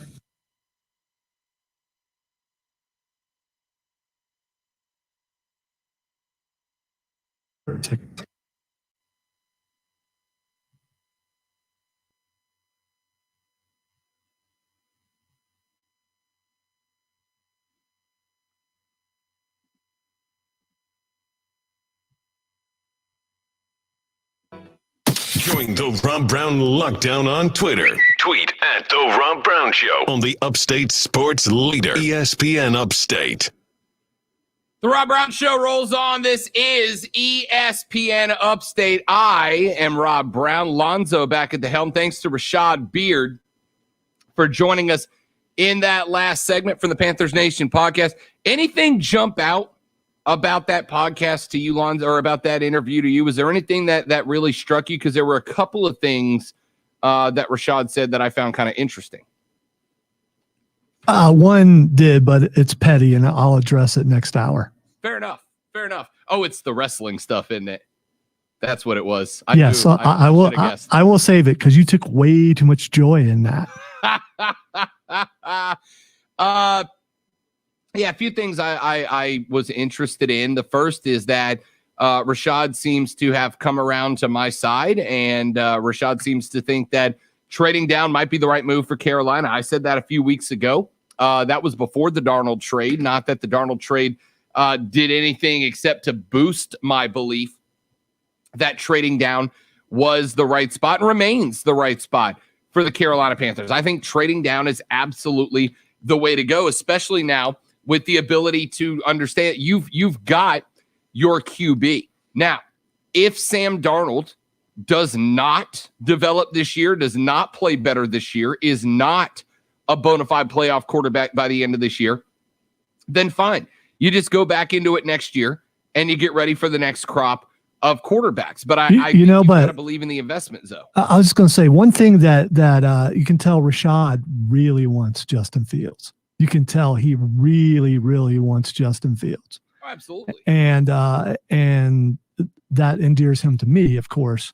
But the fact that he and a lot of people, well, he and you and me would take Justin Fields if he's available right there, even though you already have Sam Darnold.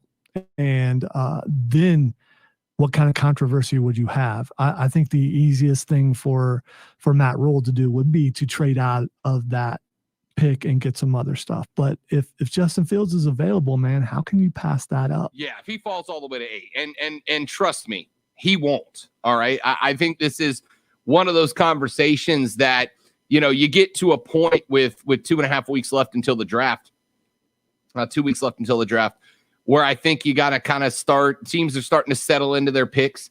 I think folks are kind of starting to try to create content here at a Justin Fields is not falling to 8. All right. And if you hear a Panthers podcaster, broadcaster that says that Justin Fields is going to 8, I'm not saying disregard them. I'm saying disregard that thought, because there's no way, right? There's no way. And you heard Rashad mention that just a second ago.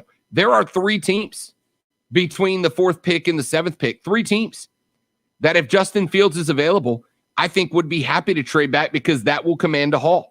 I really do think that if Justin Fields makes it past San Francisco, the rest of the league is going to consider that a mistake. The rest of the league is going to look at that and go, all right, if we can get this guy and give up another first rounder for him, let's do it. Let's go for that. Let's make it happen. There's no way he falls to 8. Atlanta will likely trade back from 4. Cincinnati likely to trade back from 5. Miami may very well pick him at 6 and create a quarterback competition between him and Tua Tagovailoa. You got Detroit sitting there at 7. They're not looking QB. They could very well trade back. As these picks come off the board, if they are not Justin Fields one after the next, and even if one of them, which I suspect will be, even if one of them is Justin Fields, all of a sudden Trey Lance's value skyrockets up. He's the last QB on the board that's graded out as top half first round potential. And even though in most years, Trey Lance is probably going in the mid-teens to late teens, this year, the market has artificially inflated quarterback value to turn him into a late 10s, very early teen round pick. And if Justin Fields comes off the board, as I expect he will, 4th, 5th, 6th, or 7th, 8 is still a trade back spot, because the Carolina Panthers can dangle Trey Lance in front of every other team and say, hey, last guy, who wants him? Who's going to give up the most for him? I agree with Rashad Zoe. The value of the 8th pick once Sam Darnold came into the fold, and the value of the 8th pick once it became out that the 49ers are likely going Mac Jones, the value of that pick has skyrocketed for Carolina.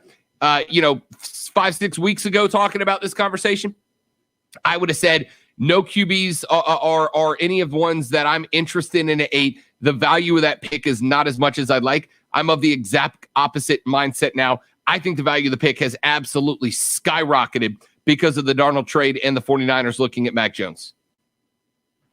I'm curious with what we had to deal with last year with COVID, with the draft, coming into, before that year, the draft was a celebration. The draft was kind of a holiday. You think it's less now because of last year? I know we're talking about it a lot, but I don't hear the excitement from everybody that should be there with all these moves and potential moves that are coming up. Do you think the draft is lessened, or is it just because of where it is this year? Well, I don't think it's lessened. I think that there's so much fluidity to it this year You know, we have no idea which direction anybody's going. Well, or does it come down to when the number one pick is a given? Does it take the luster off of it? No, I don't think so. To me, anyway, I don't think it does for me. Though, again, I just think, pardon me, I think it's hard to get excited when you don't have any idea what your team is going to do, right? And considering we're in the heart of Panther country, Panthers fans have no idea. We've got speculation. I think they're going to trade down. I think Justin Fields is a pick if he's there. Kyle Pitts would be a great pick. There's 4, 5, 6 options I think Carolina has at the 8th spot, and none of them are bad options. And because none of them are bad options, I have no idea which one Carolina ultimately falls on. So, you know, it's tough to get excited about something that you don't know the outcome of in a case like this, I think. I've been to other NFL chat boards, other message boards around the country for different teams. There are some teams that are absolutely geeked. San Francisco fans are absolutely excited out of their brains right now. Jets fans believe that it's their time to turn the corner. I know. I said the same thing. Yeah, that's an unrealistic thing right there. That's what the draft's about, right? Yeah. The draft's about unrealistic expectations. Everybody's first round pick is the next NFL Hall of Famer. Just ask them, right? That's why we get excited about the draft. But for most teams, you have a solid idea. If you're drafting in the mid to late teens, you know what position your team's looking at. You know your board, and you know the list of 6, 7, 8 guys that are likely picks. With Carolina, you may not be drafting on the first day at all, right? Or if you are, it may be towards the end of the first round. Or you might end up with Kyle Pitts, a wide receiver tight end. Or you might end up with a quarterback. Or you might end up with an offensive lineman. I don't think the excitement's not there. I think the draft has gone through the same thing that all sports have gone through in the age of the Rona. And that there's just kind of this temperament of other things are more important in life. And it's going to be a slow build back to the draft being a spectacle. But I don't think the excitement is toned down in Carolina. I think it's just a matter of we have no idea what's going to happen. Let's wait and see before we get too yoked about it. 844-GSP-ESPN, 844-477-3776. Text us, 71307. Want your thoughts on that interview with Rashad Beard. Give us what you think the reaction is. And we asked you earlier, what is the semi-realistic sports fantasy that you would be willing to postpone your wedding for? What is the semi-realistic sports fantasy that you would postpone your wedding for? I have said that playing Augusta is mine. Standing on the sideline for a Saints Super Bowl would be on the list for me. What semi-realistic event, fantasy in sports, would you postpone a wedding for? Quick break. We're back after this on the Rob Brown Show. Rob Alonzo, this is ESPN Upstate. Your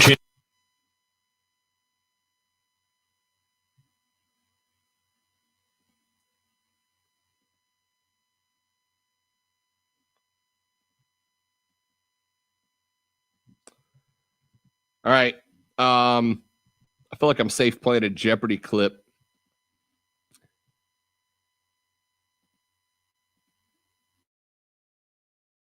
Altez that Aaron Rodgers had a very awkward moment on Jeopardy yesterday. Let's see how this goes. I may regret this in a minute. It's pretty comfortable, 1,600. In 2015, Congress authorized payments of $4.44 million to each of these people, $10,000 for each day of their captivity. Joe Beth. Who are slaves? No. Scott. Who are Guantanamo Bay prisoners? No. Who are Japanese internment camp survivors? No. The correct response is the Iran hostages. Scott. Off. Yep, they weren't wrong. That was awkward. That was painful. Hey, Miss Lisa, welcome back. By the way, I was expecting something far worse than that. I mean, it's just, They went with 4.44 million for whom? Slaves. Yes, for their 10 days of captivity. It said 10 days of captivity. Maybe I misheard part of it because I didn't hear that part. I heard prisoners in Guantanamo Bay, and I forget what the other two answers were. The audio was cutting in and out a little bit, so. Fair enough. It was painfully awkward.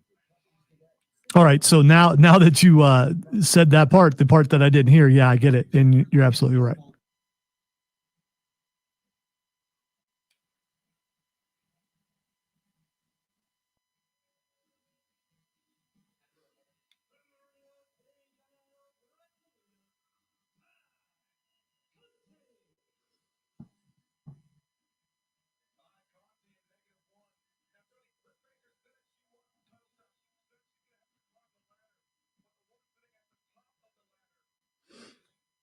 Yeah, Keegan, we played that clip yesterday on the air. It was so good. And the guess is, who decided to kick that field goal? He said, I don't know. That was so good. You know, he just wanted to say LaFleur, and I still want to fight him for it. I had to tell you, Aaron Rodgers, I've watched a couple of the episodes. Aaron Rodgers is a decent Jeopardy host. I mean, I thought he was going to be.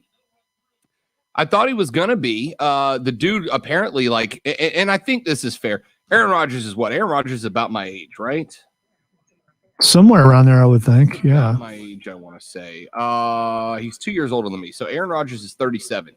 He's 37, going to turn 38 this year, which makes sense because I don't know about you guys. Keegan, you're in the same group.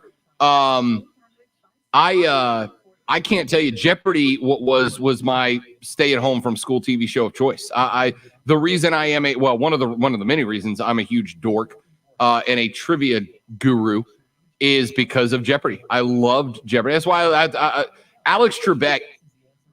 There's a lot of celebrity deaths though that I'm like, oh man, that sucks. You know, there's just a very small handful of them that I look at and I'm like genuinely shaken by them. And Alex Trebek was one of them. A, because I love Trebek. And B, because, I lost my dad to cancer as well. So it hits a little close to home. But Alex Trebek was just a good dude, and Jeopardy was absolutely comfort television for me. We discussed this earlier on WRD today because Vince brought up the LeVar Burton thing. Yeah. And I said, I get it. I'm down with that. But at the same time, I almost wish that Jeopardy ended with Alex Trebek because – to me, Jeopardy was Alex Trebek. And when I was younger, I loved Jeopardy and watched it, every evening when it was on and, prided myself in how many answers I got right. But it's hard to see someone actually replace him. Jeopardy games. 30 seconds. Jeopardy games between me and my family when we would watch together got heated now and then. I don't know. I don't pretend to know what Alex Trebek would have wanted, but I would have thought Alex Trebek would have wanted Jeopardy to keep going. He knows what he meant to people and what that show meant to people. I'm sure that he did want it to go on, but if they picked the wrong person, then they might as well have ended it. Sure. But I think that's why we're doing so many guest hosts, right? Like not messing around. Real unfiltered sports talk on the Rob Brown Show, ESPN Upstate. The Rob Brown Show rolls on. This is ESPN Upstate. Rob and Lonzo ANU 844-GSP. ESPN is the number 844-GSP ESPN. Text to 71307. Start your text with ESPN so we can read them on the air at 71307. That is the text line. Tweet us at the Rob Brown Show. Tweet us at Lonzo on Word and tweet us all at ESPN Upstate. There's the ways to get in touch with the show. Angel Hernandez is back in Major League Baseball spotlight. The long despised umpire officiated a game yesterday between the Astros and the Angels, and it was horrendous. There is a Twitter account called Umpire Auditor, which I have become a huge fan of since I discovered it about 3 hours ago. I love Umpire Auditor. It is doing for us what baseball should have been doing for years. Basically, They are evaluating umpires on a game-by-game basis down to the millimeter. They are calling the largest miss. Yesterday, the largest miss of the day came from umpire Dan Bellino, who missed a ball, called a strike on a pitch that was 5 inches off the dish in a game between the Dodgers and the Athletics. They called out Jerry Lane for the largest miss of the day before, where he called a strike on a pitch that was 5.3 inches on the outside of the dish. Zoe, it is absolutely ridiculous that there is a Twitter account that does a better job at holding umpires accountable for their calls than, baseball does. It's ridiculous, and baseball ought to be embarrassed by that. I agree, but do you think that that's going to change? I mean, it's been there have been umpires like this and officials like this in every sport since sports began, and I just don't see how they're going to clean it up entirely. Just do something, please. Just do something. Angel Hernandez was responsible for the worst called game of the season so far, according to Umpire Auditor. Missed 24 calls with a correct call percentage of 83.2%, including a couple of strikeouts, one to Alex Bregman, that had a pitch so bad. And I want to see if I can line up. It's just like literally just a couple of seconds of audio, but I want you to hear the reaction from the announcer on this called strikeout that was a solid 5 inches off the dish. Listen to this call. Why? Our team might have a little. Yeah, I know the audio cut out, and I'm sorry I couldn't find the full call. But the unbiased play-by-play announcer, so the pitch was so far inside that the unbiased national play-by-play announcer says, and I quote, "Oh my." You understand what it takes to get somebody like me, like Lonzo? We get paid for words. We get paid to fill 3 hours of airspace with only words. Do you understand what it takes to get someone like Lonzo and I to just go, "Oh my," and then remain silent for 5 or 6 seconds? It takes an atrocity.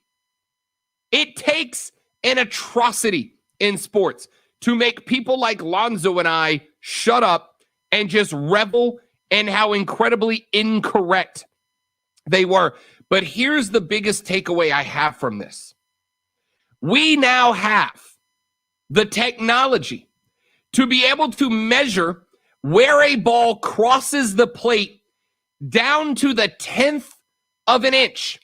We have got the tech to be able to slow down a baseball and see where it crosses the dish to a 10th of an inch. But yet Angel Hernandez is out there calling 16% of the balls and strikes thrown in his face incorrectly. Lonzo, if you and I did our job incorrectly 16% of the time, what would happen to us? We would have been gone a long, long time ago. Correct. If I make one mistake during a show, I am mad for hours. And so I cannot, and this guy seems to not care what anyone thinks, and he calls it his way, but he's allowed to go forward and continue doing it. So that's enabling is what that is. Unbelievable. 16% of the time he was incorrect. Now, I'm not saying that umpires have to be perfect, but what I am saying is we have the tech to make sure that they are not so imperfect that they are being called out by fan-created Twitter accounts that have access to the technology who can be more accurate than umpires. It's unbelievable to me that baseball's in this spot, and they yet continue to do nothing about it. It blows my mind, and it's embarrassing is what it is. Quick break. We'll come back here in just a minute. My name is Rob Brown. Lonzo's at the helm. The Rob Brown Show's on your radio. It's ESPN Upstate. Prisma. Yep. The Rob Brown Show. Listen on your Amazon or Google smart speaker. Just say, play ESPN Upstate. Your parents told you when you're growing up. I'm telling you now, the most important investment that you can make, my friends, is your own health. It's your own health. You can have all the money in the world. If you're not healthy to enjoy it, it doesn't matter. You can have the best family and friends in the world, but if you're not healthy enough to do stuff with them, it doesn't matter. You can have all the stuff in the world, but if you're not healthy enough to be able to get out, use it, and have fun with it, it doesn't matter in the least. And that is why you need to invest in yourself by working with Prisma Health here in the Upstate. They have over 2,400 medical providers within their network. You can find a doctor that you trust, that you can get to know, and that will help you keep your health goals as your priority in life. And with locations around the upstate and the Midlands, you can be sure that there is a Prisma location that is convenient to you, that is there for you. And you can go to their website right now at prismahealth.org, prismahealth.org.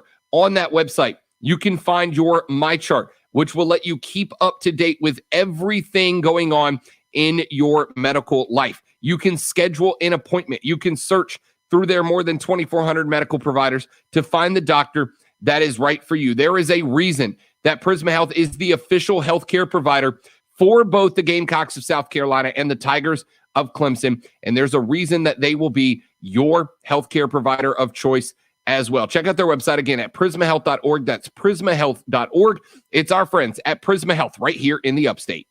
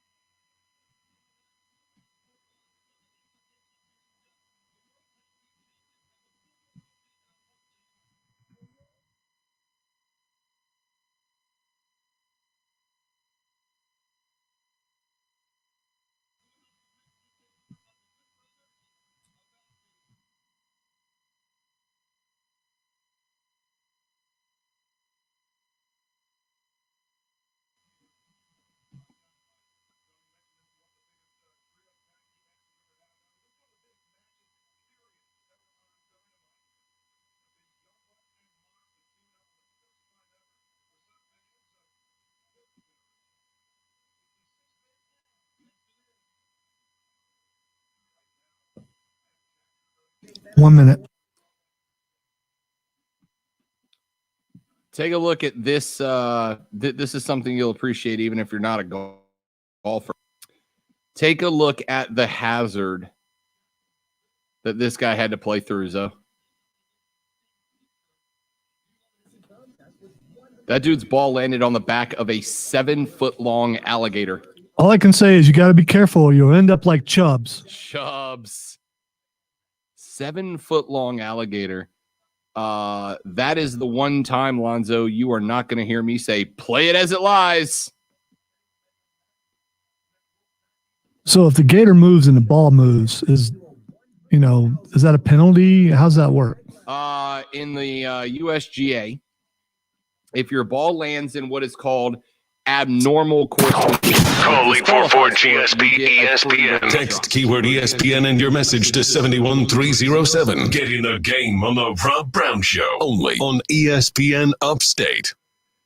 The Rob Brown Show rolls on. This is ESPN Upstate. I am Rob Lonzo along for the ride as well as we put to bed our numero dos. Thanks again to Rashad Beard of the Panthers Nation podcast for joining us back in the opening segment. Good stuff there out of him, and we appreciate it.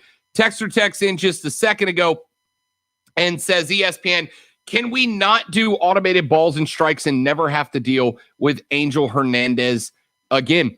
I have for years said, now that we have the technology, I don't understand why we aren't doing automated balls and strikes. And the only argument that I ever get in response, Texter, the only argument I ever get in response is, well, what about the human element? Oh, you mean error? You mean incorrect things?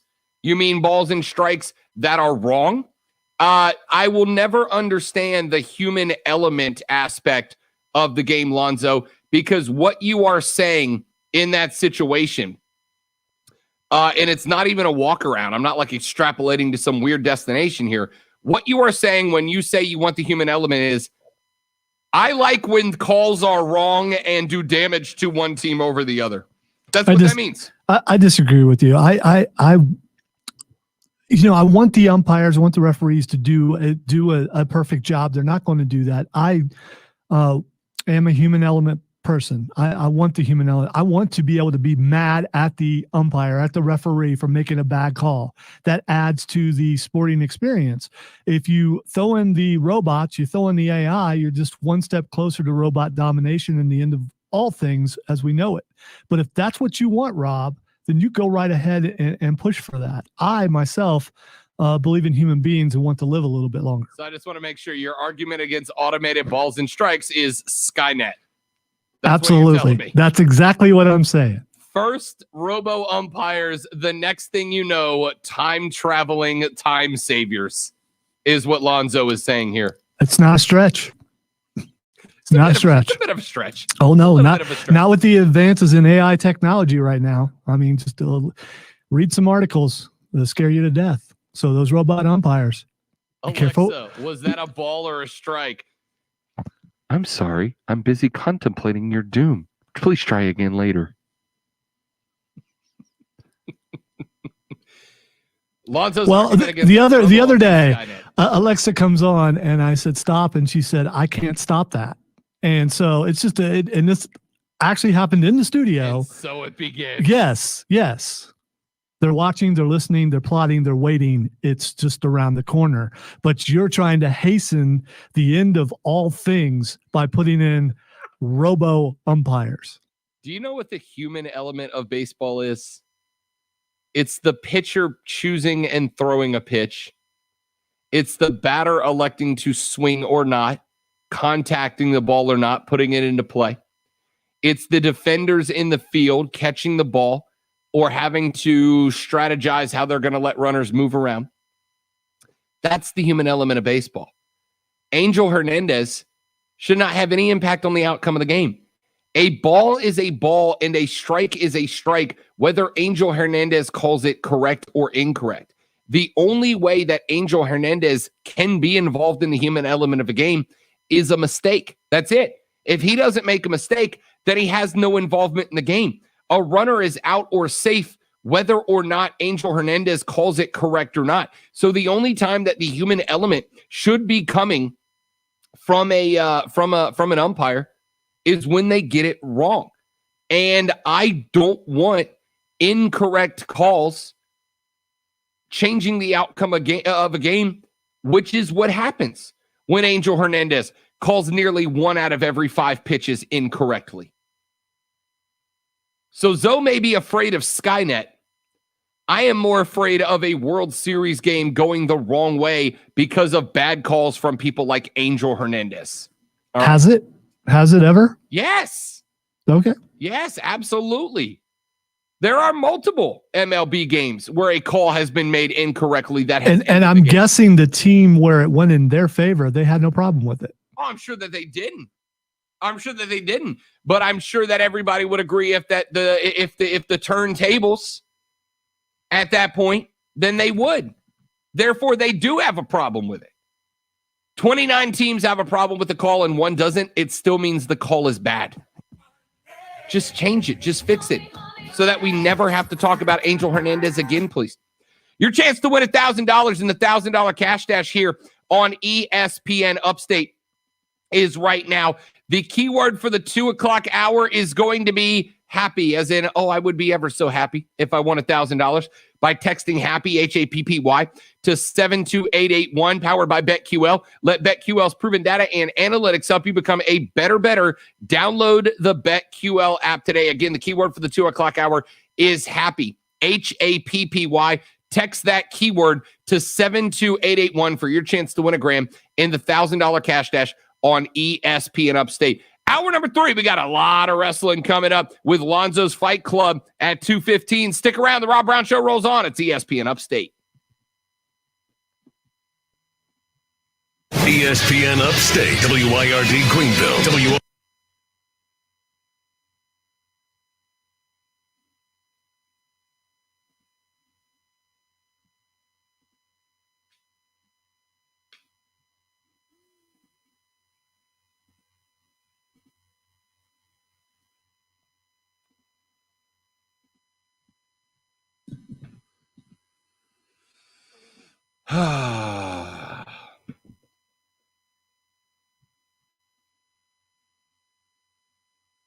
You're awful quick to defend your robot brethren. So, we sure? Are you insinuating that I am a robot, Lonzo?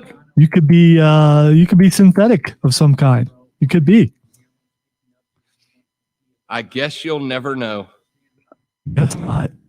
Hashtag kill all humans.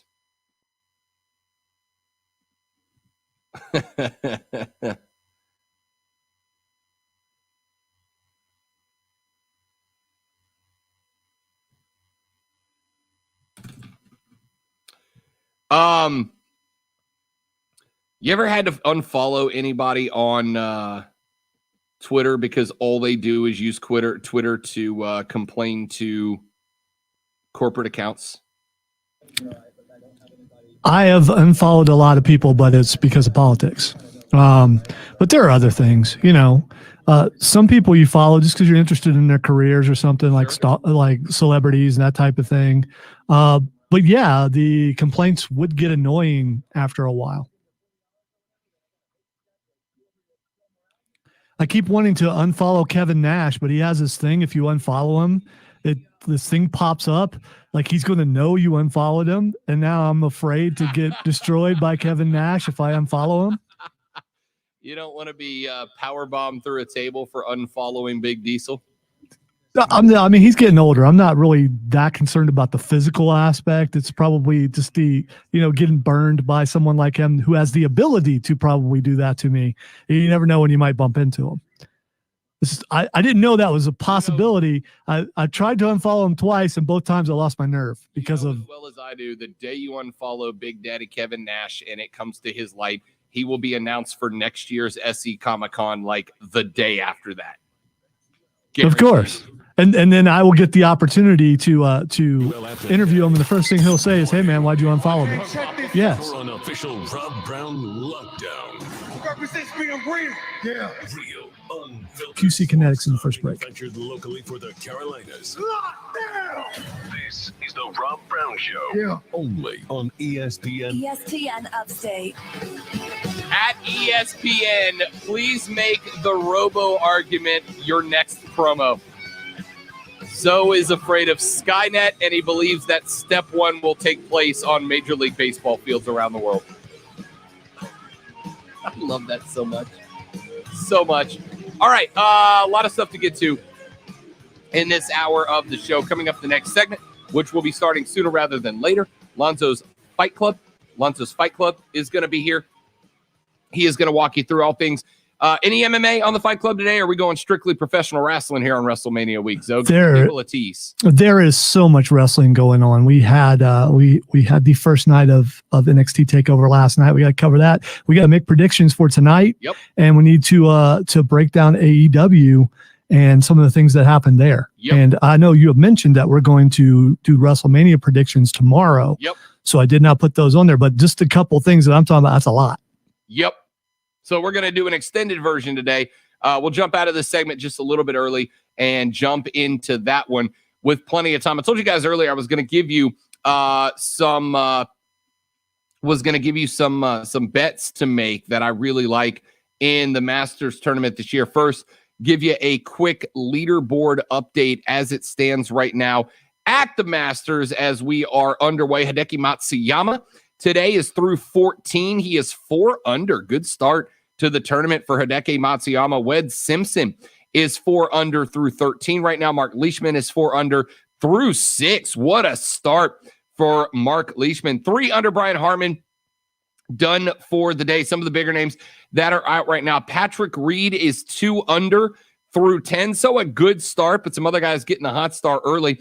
Kevin Kistner is 1 under through 16. Bubba Watson 1 under through 14. Bubba's got his green jacket hanging in the clubhouse, open to add another one this year. Also down on the list, Shane Lowry is 1 under through 4. Phil Mickelson is through 2 and has got a birdie on the card already. So he is 1 under. John Rahm even through 12. So is Xander Schauffele and Daniel Berger even through 10. Kevin Na is even through 5. Billy Horschel even through 3. A lot of other guys that are even right now. Patrick Cantlay, Bryson DeChambeau is even, but he just teed off. He is on his way to 2 right now. Justin Thomas in that group with Tony Finau and Louis Oosthuizen as well. Heinrich Stenson +1 on the day. He is done. And in the clubhouse, Zach Johnson +1 through 6. Justin Rose +1 through 4. Tommy Fleetwood is 1 up through 2. Scotty Scheffler, same. Adam Scott 1 up after just 1 hole. Bogeyed his first hole, not the way you want to start the day. Stuart Sink +2. He is done for the day. Same with Bernard Longer. Ian Poulter +2. Done on the day. Charles Schwartzel +2 through 17 so far. Matt Kuchar +2 through 4 early. Harris English is +3 at 14. VJ +3 through 10. And Brooks Koepka, wow. Look, we knew this was going to be a tough tournament. Brooks Koepka is +4 through 14. We knew it was going to be a tough tournament for Brooks Koepka. He's been coming off of some rehab and some surgery, struggling just a little bit, but he is +4. Sergio Garcia +4 through 13. And, Zoe, a big swing and a miss for a lot of folks that were really excited about seeing him. Rory McIlroy is +4 through 12. +4 through 12. That is a rough start for the kid from Northern Ireland. He needs a Masters to complete the career Grand Slam. He has been struggling all year long. And Zoe, +4 through 12. That is atrocious. Yeah, I've been seeing bits and pieces of the tournament so far, and there's been some really, really bad shots, including some people landing in the water. Yeah, the water hazards at Augusta are real, mainly because the folks at Augusta create those hazards in a way they create the courses in a way that they are shaped to where it's not just where the water is. They are shaped to where the courses themselves actually expand the water hazard. So you get these water hazards that if you hit 10, 12 feet outside of the border of the hazard, you hit 10, 12 feet, and the course rolls back towards the water. the course rolls back towards the water. And if the course rolls back to the water, you're getting dunked. It is tough, man. I am curious, since you know the rules so well. So DeChambeau just, or a shot they just showed, he was, and now they're showing another one. So this may have been earlier, but he was like up against a fence post. What do you do when you're like up against a fence post? It depends on the rules in question. If it's on the inside, I mean, if you're out of bounds, you're out of bounds, and you take a 1-stroke penalty and a drop. If it is in play, there are some tournament rules that will give you relief, and you can take a drop at 1 club length away from that spot. I'd have to see the situation that he's in to. Could you pull the fence post out of the ground? I don't know. I know, like with a lot of the because it looks like one of those temporary fences where you just pound like the stake into the ground and you put the fence up around it. So he probably could just reach over there and yank that thing out of the ground. I just wonder if you're allowed to do that. I don't know if that would be considered a permanent obstacle. If it was a permanent obstacle, then no, you would not be allowed to move it. So it's just, and that's why, man, that's golf, baby, golf. That is why just about every group actually has a rules official on the hole. And I just want to, they call these guys in. I want to thank you for allowing me to ask questions that, are simple questions and you don't make me feel dumb with the answer. I appreciate that. Because it's not a simple question. No. There are golf snobs out there, and you ask them a question, and it's like, you simpleton, how do you not know the game? And I've played before, but there are certain rules that never came into play when I was playing because I never was in those situations. So it's just like when you train someone at work, and then something comes up, and why didn't you train them how to do that? Well, didn't know that was going to come up. It's the same sort of thing. So I appreciate your patience with my questions. Let's see. Rory's second shot on number 7 hit a patron. Turns out that Rory's shot on number 7, Zoe, hit a patron that was his own father. He hit his own dad. Whoops. That's perfectly acceptable. I mean, because you're not going to get a lawsuit out of that. At least you probably should. Oh, if I'm going to hit somebody, I'd rather be family. Oh, Absolutely. Definitely. And how do we know that dad didn't make him a little bit mad and he, oops. Took it out on purpose. All right, 844-GSP ESPN. Let's do this. Let's go ahead. Let's bail out just a couple of minutes early here. When we come back, Lonzo's Fight Club. We will get night number 1 of NXT TakeOver. We'll predict night number 2. We'll take a look at AEW and Monday Night Raw from this week, and we'll get you set up. Our WrestleMania predictions will come on tomorrow's show. Quick break. I'm Rob. He's Lonzo. The Rob Brown Show's on your radio. It's ESPN Upstate. QC Kinetics. The Rob Brown Show. Listen on your phone everywhere on the radio.com app. Download the app and make ESPN Upstate a favorite for 24/7 real, unfiltered sports talk.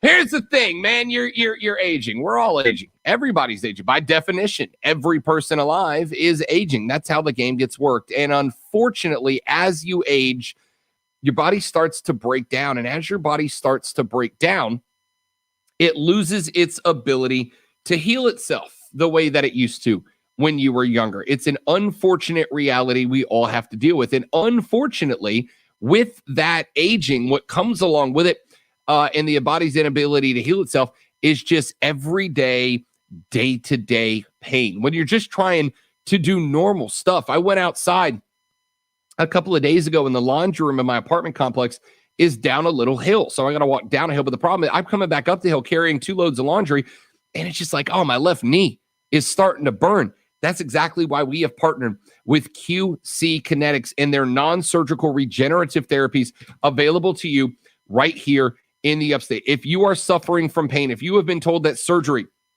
is your only option, there is a better alternative, and that better alternative is available to you right now. Just go to their website, qckinetics.com. They have got all of the science behind the therapy live for you on the website. You can find out all about it. You can research it. You can learn what you want to know about it. And then when you're ready, give QC Kinetics a call right now. Give them a buzz in Greenville, in Asheville at 864-448-3772, 864-448-3772. Mention the Rob Brown Show. Get a free consultation and get yourself back to feeling better naturally faster without surgery with our friends at QC Kinetics right here in the upstate.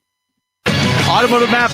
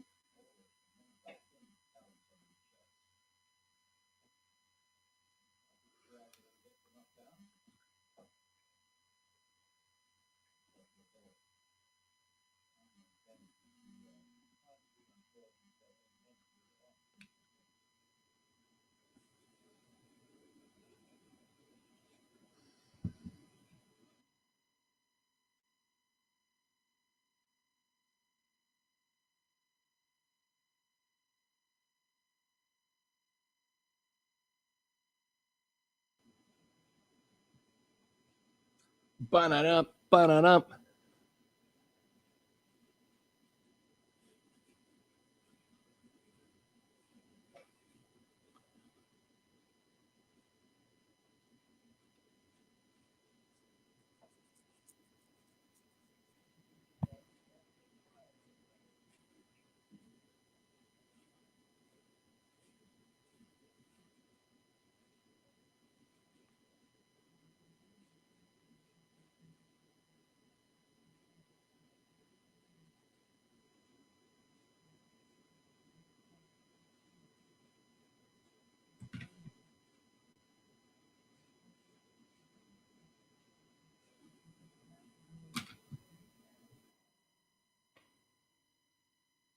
So do you have wrestling figures to put up during this segment? Do I have what? You didn't see Steven's comment. Oh, no. Sorry. I checked out for a second. Rob, go to the living room, get your wrestling figures for the segment. I have a Ric Flair that's right over there, but I don't feel like getting up. So I'm not going to. I actually do have time, but I don't want to go get it. But I have the New Day in there in the nerd office. Funko Pops? Yes, I do.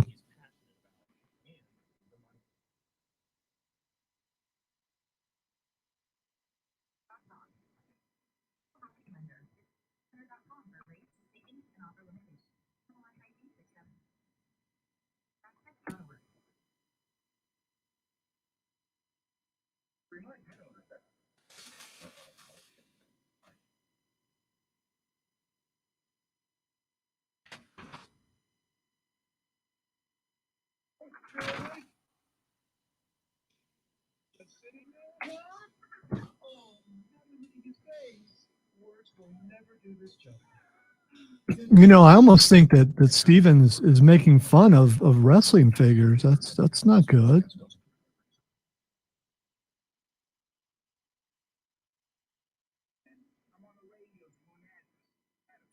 I was thinking about getting some more wrestling pops, but I don't know what I want to do, if I want to get some classic ones or not.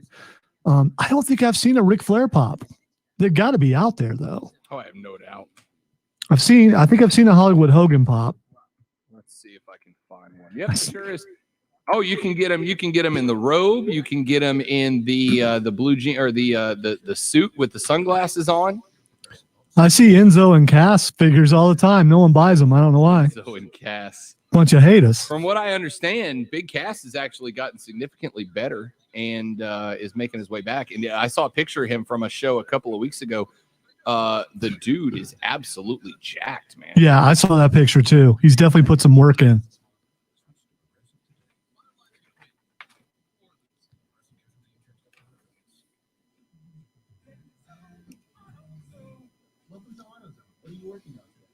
And good for him. I know he got kind of had the old mental issues get away from him a little bit, but that dude had potential to be a legit monster.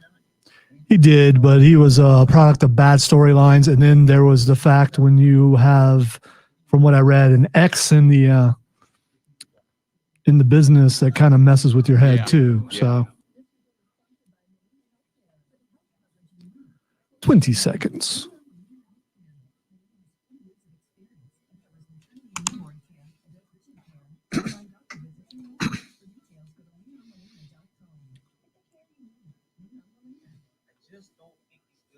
To beat.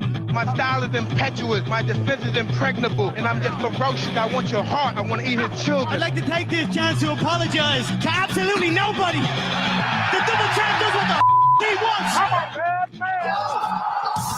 wants. Welcome into the Fight Club. I got to tell you, I know that the host of that show for men is on his way to location right now. Is probably pulled over to the side of the road so he can make sure to give his full attention to his favorite segment in all of sports radio, without a doubt. So we don't want to disappoint him. Now, in the intro, which is still one of my most favorite intros that I've ever put together, and I put together a lot over 24 years of radio. I love that intro, but Mike Tyson was in that intro. So before we get to the NXT stuff, which there's a ton, let's quickly go over AEW because of Mike Tyson being in the intro and because of Rashad Beard being wrong. We've got to address this. And you can tell him that I said so, and I'm willing to debate him, but it was near the end of the segment, and I didn't want to jump in for that. To me, people who only watch AEW and don't watch the other product because they can't handle the writing, it's just all I can. It's they're doing it because it's cool. That's because they feel like it's popular. Everyone else is doing it, so I got to do it too. So people will think that I'm also popular. That may not be the reason why he's doing it. May not be the reason why Rob's doing it. But all the people seem to be in the same age group, and these people in that same age group that are watching AEW were not really around for WCW, even though they say they were big WCW fans. Now, I mean, maybe you're little kids. I mean, but you weren't real wrestling fans. You weren't. How? There it is. You weren't real wrestling fans. You were really into it. Don't strain your neck holding your nose that high up in the air, buddy. Being a fan of WCW as a kid, and being a fan of NWA, being a fan of a lot of other wrestling organizations, I've seen organizations come and go, and WWE was never my favorite, but lately it's been the only product that we've been able to watch because Impact, not that good. TNA, not really that good. I mean, TNA early on was fairly good. Why? Because it was basically WCW with all those guys and some new guys like AJ Styles and Samoa Joe in there. But so early on, TNA was good. But after that, not so much because a lot of those guys, the good guys in TNA, decided to go to WWE. Is the writing bad sometimes? Absolutely, it's bad. But you know what? I'm willing to watch other products, and the AEW people only seem to watch it because it's cool, because they all put their middle finger up. That was so cool. Oh man, that's so cool. They cussed on TV. That was so cool. So that's all I see. That's all I see. I still see botches. I see things that need improvement in AEW. Last night is no different. There were a bunch of botches, but there were really good stuff too. So, and Rob will accuse me of being a hater, which I am not. I am not a hater of AEW. I am a hater of fans who like it just because it's popular. I don't like that. I do not. And you're holding your tongue, but it's your show. I mean, so you can interrupt me at any time, obviously. But I don't like people who like something just because they think it's popular. And that's what it seems to be. Now, they are alone. After last night, they are alone on Wednesday nights. Will the product go down when they no longer have competition from developmental? Will their product go down? Because they've been competing admirably and barely above developmental, but now they have no more competition. What are they going to do? Now they bring Mike Tyson in. You know why they brought Mike Tyson in. I saw some articles that saying why they brought him in, trying to compete with NXT TakeOver, because takeovers generally are better than a lot of WWE main card pay-per-views. They just generally are. I'm not so sure about last night, but we'll get to that in a minute. The best parts about AEW last night were Inner Circle. Inner Circle coming out in all black. That was really good. I like that. Chris Jericho cut one of the best promos he's done in a really long time. Very convincing. The only problem I have with Chris Jericho's promo, and I'm sure Rob will back me up on this because we've had this conversation, Chris Jericho doesn't realize what a swirly is, because he basically threatened to give MJF another swirly when he never completed the swirly. The swirly is not completed until you flush the toilet. Okay. And you and I have had this discussion on the air a couple of weeks ago. You got to flush the toilet or it's not really a swirly. Don't you dare try to back away from the single most insulting thing you have ever said on the radio in your career by then trying to sweet talk me with let's talk about swirlies again. Dude, that's not the most insulting thing I've ever said on the air. It is. So no, it's not. Here's what just happened. Lonzo just said two things that are so breathtakingly incorrect that you have taken me, Zoe, from a guy who likes to disagree amicably, now I just have to call you out on how preposterous what you just said was. Number one, what you just said was the younger guys watching wrestling where they are real wrestling fans because so I used to, along with my friends, one of whom, John Lackios, who was the biggest wrestling dude in school, we used to throw weekly Monday Nitro parties every week when we were fans. So don't you dare blast me with not real wrestling fans because you like AEW from a guy who admits that he didn't watch the Attitude Era, which was the golden era of profession. You skipped out willingly for your own reasons, and I respect that. Because I have kids, and it was a little too raunchy. That's fine. I was watching WCW during the NWO.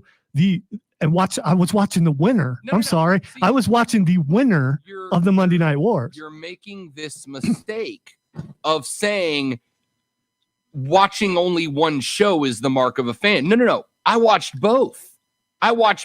Yes, we had these things. You'll remember them, Zoe, slightly older than I, called VCRs that allowed you to tape things off of the TV. They were DVRs before DVRs were, cool. We watched both.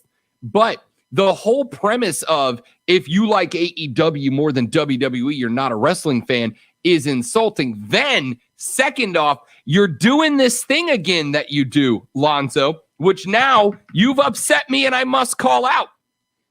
You do this thing where if people like something different than you go, you only like that because it's popular. No, I like AEW because it's good. Not because I was going to AEW shows in Jacksonville well before they were a weekly television show, back when they were basically only doing house shows and pay-per-views. Don't you dare hit me with, Rob's only on the bandwagon because it's popular. Rashad's... No. We're in with AEW. And again, you watch and enjoy what you watch because of your life choices. And please, and I'm this part, seriously, I don't mean this with any disrespect, Zoe. I don't care about cussing and bad language and sexual innuendos. It doesn't bother me. In fact, I find them entertaining when used in the right way. So if the guys at AEW are going to say BS and I'm going to kick the S out of your A and all that, fine. Because I don't know if you, well, I do know, you've not been around bar fights. When people fight in real life, Lonzo, that's how they talk. That's what they sound like. So when a guy comes out and goes, I'm going to kick the poop out of you like they do in WWE, that's not how it works. AEW is far more realistic in that case, which is where the appeals come. So those of us who aren't anti-bad language and drinking and smoking and cussing, that show is just more appealing than a show that is, at the end of the day, Lonzo, and this is going to be the most insulting thing I say, a WWE show that is programmed for children versus an AEW show that is programmed for adults. Yes, I tend to float that direction, not because it's the cool thing to do, but because it appeals to me more as an adult. Well, obviously I've struck a nerve with you. Now, yes. I could be easily just as offended by you saying the real world, because when you use the real world, what you're saying is I don't exist in that real world. What's the property? What do you call the property that you live on? What, the compound? The compound. How many bars you been hanging out in the last couple of weeks? By the way, that doesn't make me uncool, and I don't care. Well, that's what you're. So what you're trying to do is you're trying to throw a guilt trip at me because I don't go to bars, and that just it doesn't work. It's not what I'm doing. What I'm saying is, the AEW has a more realistic portrayal of what fighting is. As somebody who has been around bars and bar fights where fights actually happen. I suspect, Lonzo, you're a wrestler, but I'm suspecting you haven't been around a whole lot of like real fights in your life where two dudes have an issue when they start slugging at each other. You would be completely wrong because of the neighborhood I grew up in where people were actually shot to death. And I've seen gang fights in the middle. I've been jumped. You had to go deep and make me sound like a jerk. I've been jumped because of my skin color. I mean, there's a lot of things that I just don't get into. Sure. But yeah, I know about all that stuff. By the way, did those people talk more like AEW wrestlers? Let's see. I had a stepfather who had his teeth knocked out in a bar fight. I had an uncle who got in bar fights all the time. So I've been around those people. And believe it or not, as I've told you before, I was designated driver. In order to be designated driver, you have to go to places where they actually serve alcohol. I don't know if you knew that, but that's how that works. So I may not exist in the real world, but I exist in the world that is my world. And in my world, I don't think you need to lower your intelligence to get a certain audience. You should be appealing to all audiences, which is why AEW, why not horrible, better than Impact, better than TNA, without a doubt, with the potential to possibly compete with the big boy, do not need to try to get a niche audience. They need to go after everybody. So from a marketing standpoint, it looks to me they're trying to appeal to the young, the cool, and the hip. But while you're doing that, you're leaving the rest of the people out of it when you could be trying to bring everybody in. That's how you beat the big boy, not by just getting your niche audience. Okay. So first and foremost, I have to give you credit, Zoe. I have to give you credit. You may be the most talented person at sticking words into my mouth that I've ever worked with in my career, and I've worked with Mark Ryan for a long time. So, congratulations. He's not nearly as clever as me. Congratulations on that. Second off, in order to be programmed, quote, for everybody, end quote, you have to be the WWE. That's what you have to be. They are programmed for everybody. There is, scratch that, I cannot come up, and I'm a relatively creative dude, I cannot come up with a way to program a wrestling show for everybody that doesn't end up being the WWE with censorship and all that kind of stuff. Which, again, if that's your product, that's just fine. But I think you're basically doing the inverse of what I'm doing. I'm saying, hey, look, as an adult who drinks and swears and has a good time with his life, AEW is more, which implies that people who don't drink and cuss do not have good times with their lives. That's kind of what you're saying right there.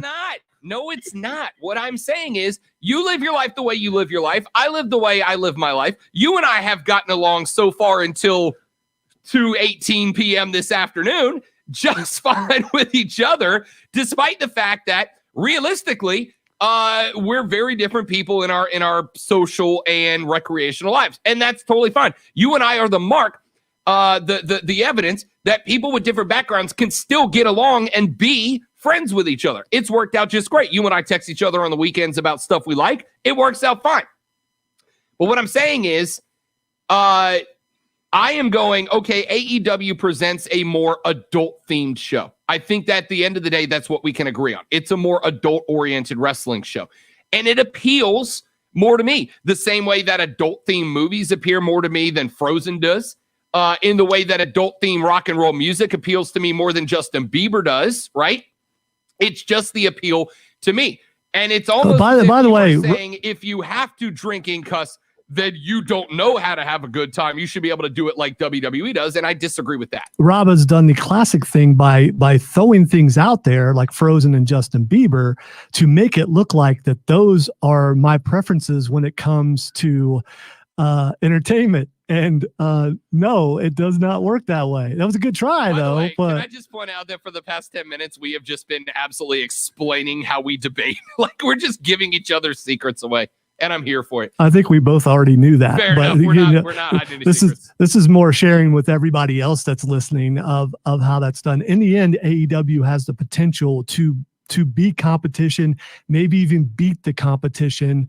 But I think that their focus is not broad enough. And I guess if you capture the audience that you're going for first, then maybe you can expand. But the problem with that is if you get that core audience, such as yourself, such as a lot of people I know, you get that core audience and then you change your direction to bring more people in, you have the potential to lose that audience that you originally went after. I agree with that entirely. If you hook me by being an adult themed show and then you build the audience where you're catching WWE and then you go, we're not going to say B's and S anymore. We're going to do a kid themed show or a kid friendly show. Then I'm just going to go back to what I used to watch. Okay, we can end on an agreement. So did WWE lose you when they went from the programming that you're talking about, went from being rated R back to PG? No, they didn't lose me. I'm still watching WWE. I am disappointed in the product as a whole right now. Yes, I think that they are leaving a lot on the table. I think, as I've mentioned to you many times, I think that VKM needs to get the hell out of the way and turn it over to Triple H, because we give NXT the resources that WWE has, and it's the best show on the planet right now. I don't think there's any harm in making it a little more adult themed. I'm not saying you have to go overboard with it, but they didn't lose me, but they have lost me in that I am an AEW first. I watched Dynamite before I watched NXT, not this week, obviously, but on any given Wednesday, I watched Dynamite live and NXT I'm recording. It used to be that Monday nights were for Raw. That's what I do on Monday. I've had girlfriends that know Monday night is when Raw watch wrestling. I don't schedule Monday Night Raw anymore. I skim through it off the DVR to watch the stuff I'm interested in, skip over the BS that I'm not. They haven't lost me, but I'm not like jumping out of my seat for them the way that I used to even just a handful of years. Going into WrestleMania 30 was the last time that the WWE to me was like great. It was great. And it was pretty squeaky clean at that point. But it was great with Orton, Batista, and Daniel Bryan and the Authority and all these different, with Nikki fighting Stephanie while Stephanie and Triple H are fighting Bryan, and then the X of Evolution fighting within it. That was when they had great storytelling. Now it's like, two girls don't like each other, wrestling match. Oh, come on, give me more than that. By the way, I'm sure the host of that show for men, like I said, on location right now. So at an Ingles, I don't have the one that he's at in front of me. We'll find that out here during the break. I'm sure he got nothing out of this segment, although we talked about marketing strategies and so many in-depth things that he probably could have learned something. We will come up with Wrestling Rosetta Stone. It's an opportunity for you and I to make some side cash, and hopefully it will be approved by corporate. Let me give you a couple of texts that have come in because they all apply to this. At ESPN, is this Fight Club or Senior Citizens Club? I'm hearing a lot of get off my lawn and back in my day. ESPN, you can't put your morality glasses on when deciding if wrestling is good or raunchy. At ESPN, the kids don't like it when the parents fight. At ESPN, no disrespect, Lonzo. Insert disrespect. At ESPN, is AEW the craft beer of the wrestling injury? And at ESPN, do you think Edge will move to AEW or will he become the rated PG superstar? And I want it on the record that every one of those texts is great and all from different people, Lonzo. Our text line did not light up today until this segment. I want you to know that. Wow. Look at all that activity. You know what we were doing? AEW, the craft beer of wrestling. That one lost me. But that was a joke. See, this is what happened when people actually talk about wrestling, because people like wrestling. Shocking. All right, get to your NXT stuff because I don't want to not have time for TakeOver. Okay. I don't know if you wanted to take a break and come back and finish. Yeah, let's do that. That's fine. That's fine. We'll take a break real quick. We'll come back. We'll do NXT TakeOver stuff in the next segment. Tomorrow we'll do a bunch of WrestleMania stuff on the third hour on Friday. NXT TakeOver stuff when we come back here in a minute. And then Twitter trending topics to wrap it up on the Rob Brown Show. It's ESPN Upstate. You could have your own celebration dance with free cash. Oh. So that's what truly going old man is like. never really embraced it too much before, but Oh man, that was fun. Of course, it's been done to me a ton when I was younger, so I enjoyed that immensely.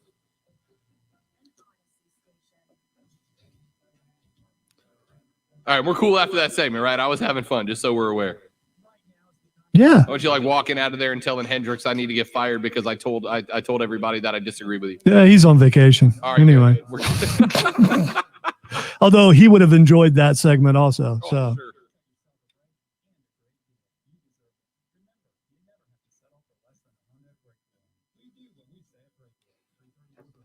Speaking of that Mark Ryan guy, let me talk to Alyssa right now. Alyssa, are you there? There we go.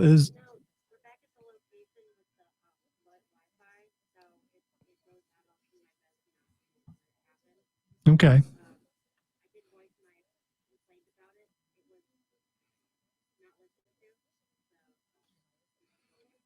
Yeah, I know all about that. So, okay. Well, I will apprise Diesel of the situation and we'll just have to deal with it, but hopefully it won't cut out and we'll be fine. Okay. Thanks. Bye.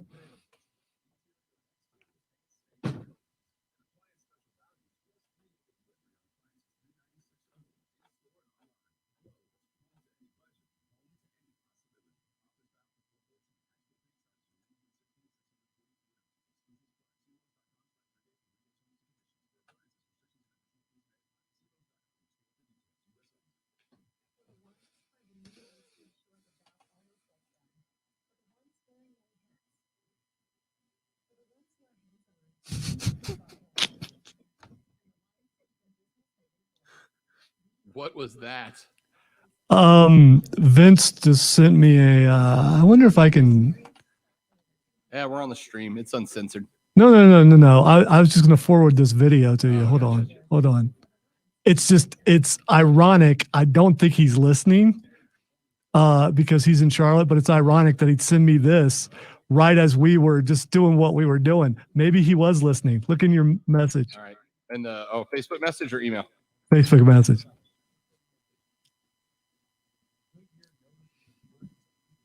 I did share the stream, so maybe he saw it. Do you see it yet?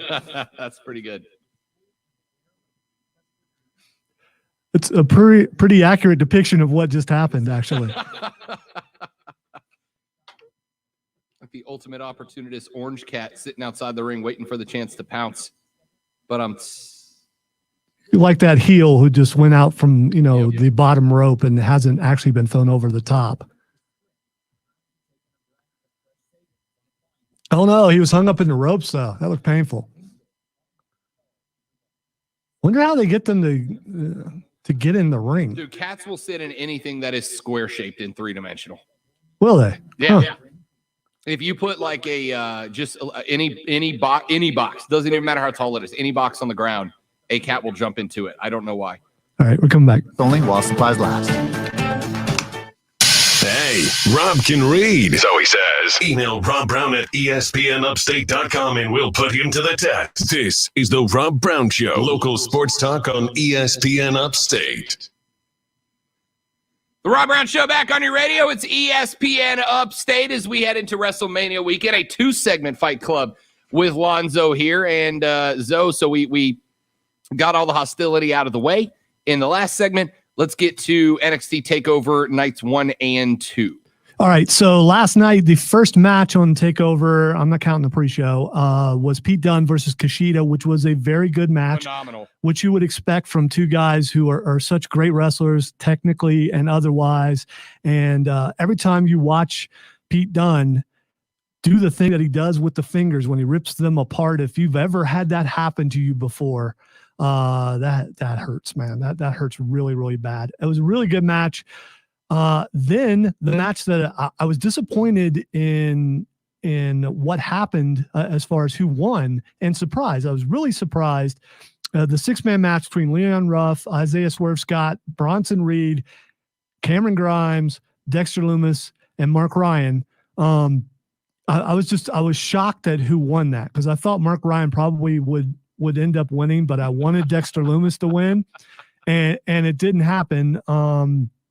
Although Mark Ryan did get a pretty good pin in there and took my guy out, which I was disappointed in that. So, but were you surprised that Bronson Reed won this match? No, not really. I think there's been it felt to me anyway, like there's been a very slow build for Bronson Reed. He's had some pretty good feuds that have gone under the radar off and on. But I think they're kind of seeing some utility in this guy. He can play the monster, but he also has got pretty decent moves around the ring. I thought it was going to be Loomis. I did. I think they were setting up a Loomis Gargano match tonight. So for it to be Bronson, but I think at this point you can be almost certain Bronson's going over, and I'm wondering where they go next with Gargano and the way versus Loomis. But no, I wasn't shocked. He was not the guy I thought was going to win. But I have to say, it's kind of a swerve, and it's good writing because they led you one way, thinking for sure it's going to be Loomis because of all the things that have happened with the way, and then they went with Bronson Reed, who before he got hurt was getting a pretty good push. Yep. And for a big guy, he wrestles really well. And all right, the next match, Walter versus Tommaso Ciampa. Knew Ciampa wasn't going to win, but knew it was going to be a really good match, and it absolutely was. You know, you look at Walter and you go, dude, you need to get in better shape. But he doesn't really have to, does he? He's kind of like Kevin Owens in a way, a couple other guys that are bigger, and it defines who they are. And I know he's defined by the chops, which we got plenty of those. But the match was good, and it ended kind of the way that I thought it would. It's a shame to see Ciampa without some gold around his waist. First off, phenomenal match. Enjoyed it tremendously. Second off, as a fat American, I'm squarely Team Walter. Not as a wrestler, just as a dude. I enjoyed it. I enjoyed it a lot. I thought that Ciampa had some very good runs in there where he looked really, really solid. For a while, I knew Tommaso wasn't going to win that fight, but the best wrestling matches, though, are the ones where every now and then, even though you know who's going to win, you're like, but maybe. And I felt like that was one of those fights. I thought the story setting up Walter and Tommaso Ciampa was great. I would have loved for a Ciampa win, but I know that they weren't going to break Walter's streak, and especially not with the UK title on NXT. And look, Ciampa's already made it very clear he's not leaving NXT. That's where he wrestles now. He doesn't even want to go up to the big roster. He wants to be an NXT guy, and that's fantastic. So you know they weren't going to take the UK belt off of him and make him go to England to wrestle. But overall, as far as the wrestling match goes, I think they told a fantastic story. Walter chopping through the announcer's desk table, was incredible. Absolutely incredible. That was probably the spot I marked out hardest last night. Ciampa moves and Walter brings that chop and just cracks a table in half with just his hand.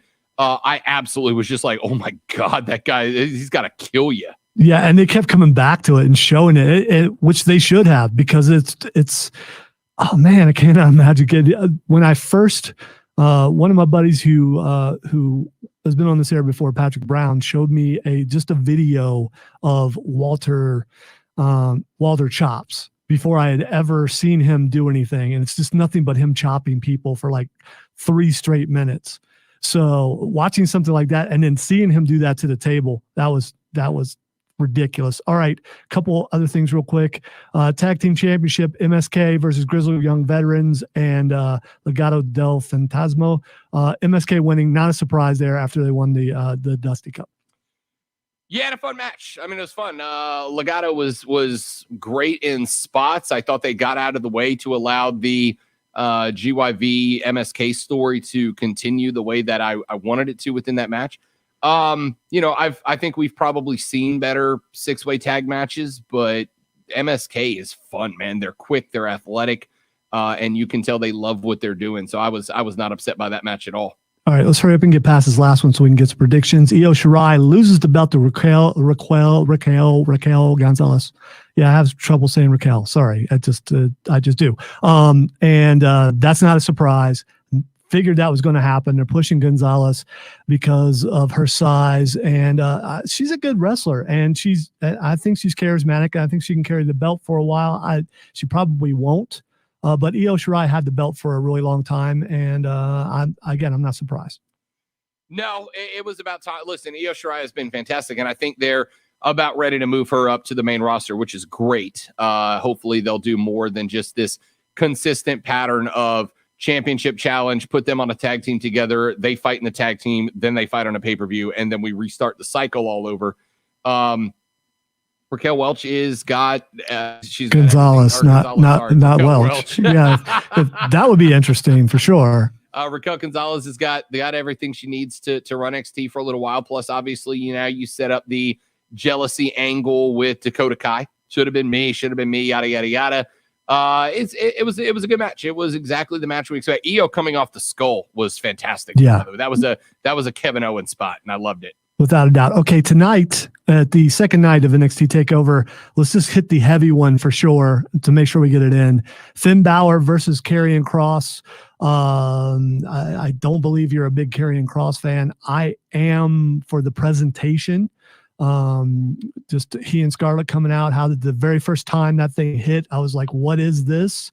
And Finn has had the belt for a long time. There have been rumors out there that he could come back as the Demon to fight Kross. I don't know. I don't think he's going to do it tonight, but maybe eventually. But I think Karrion Kross comes out with the victory. He had just won the championship and he got hurt, and Finn's had it for a while. Someone's got to beat him, and this would be a decent rivalry, I think. Yeah, I could see Karrion Kross winning this one, but I don't know that it'll be clean. Finn's story with the ending of the Undisputed Era and all that has been interesting. And they clearly are very big on Karrion Kross right now. So I suspect the title changes hands. I don't think it'll be a clean win. And I think it sets up, which is fine. I think Finn Balor right now is the best that he has been since his initial NXT run. Absolutely. All right, really quick. Kyle O'Reilly versus Adam Cole, unsanctioned match. These guys have half killed each other for the last few weeks. When you get a couple people who are really good friends, they have good chemistry in the ring and outside the ring, those matches are usually phenomenal. And this thing is going to be bloody and it's going to be ridiculous and probably should be the best match of the night. Oh, easy. And anytime you get up one of these, anytime you get an unsanctioned match, you know that these guys are going to go off. But when you get an unsanctioned match and you have William Regal sell it the way that he sold it a couple of weeks ago with the screaming, the shouting, and we will not be held liable and all that, man, that William Regal's is great, by the way. I know we haven't talked about William Regal is the best commissioner GM that this show has had, that any wrestling show has had in a very long time, maybe since Bischoff back in the day. And he sold this fight. He sold this fight to the point that I'm looking forward to this more than anything else at TakeOver, including Gargano, including Finn Balor, and I love those dudes. Yeah, me too. All right, one more, and we absolutely have to go to break. We can just pick the winner. There are other matches, but Santos Escobar versus Jordan Devlin. This also will be an excellent match. Yep. Who is the real cruiserweight champion? I'm going to go with. I want Devlin to win. I really do. But I think Escobar is going to win, and probably not clean, as we were talking about with earlier matches. Yeah, I agree. Same outcome. Is that it? I thought wasn't there one more? There was, but because of time. Oh, Gargano, that's right. All right, let's take a break. We'll come back.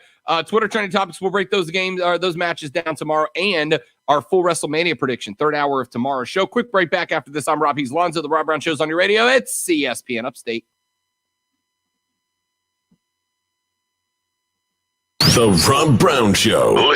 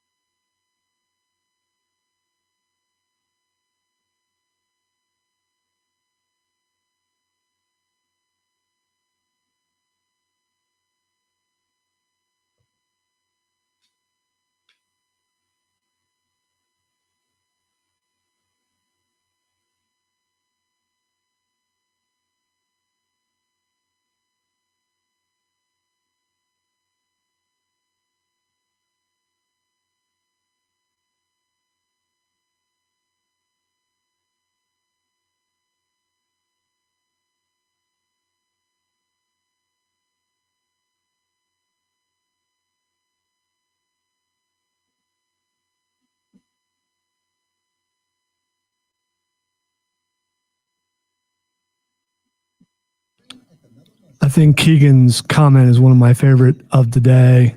Until you flush, the swirly is just baptism. I didn't even see that. We got a text in that says, ESPN, stop. There's a wrestler named Mark Ryan, and the host of the show for men doesn't keep up with his namesake. That's good stuff. There's not much more fun in the world than watching or talking about wrestling with somebody who doesn't watch it. Also, it got very dark outside very quickly. It did. We're expecting some showers. I don't think it's supposed to be anything too bad. Computer, what's the forecast for the rest of the day?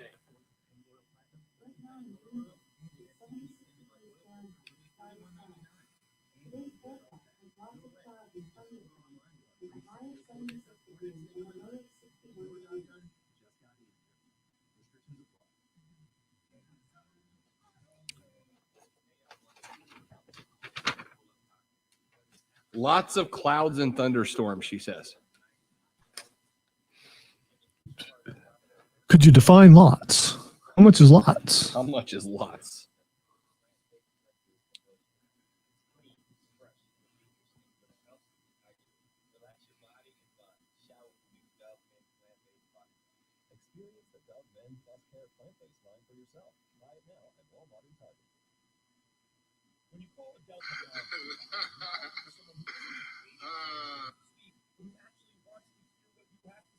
They're focused on you, ready to give advice on everything from laptops to the cloud and offer tailored solutions powered by Intel V4.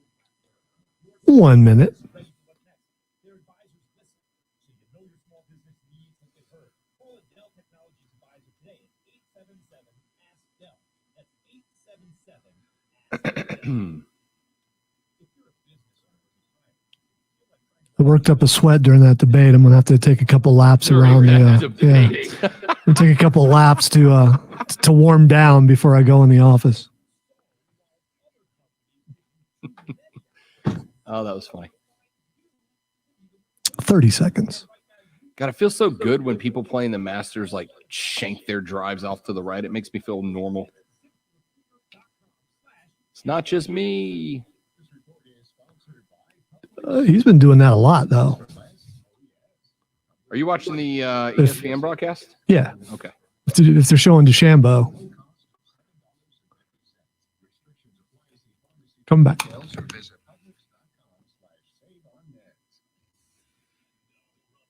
Presents Twitter Trending Topics. All right, it's time for Twitter Trending Topics, a very abbreviated version of Twitter Trending Topics. I'm not going to tell you about it. I'm just going to tell you about it. All right, so the first thing trending is Outkast.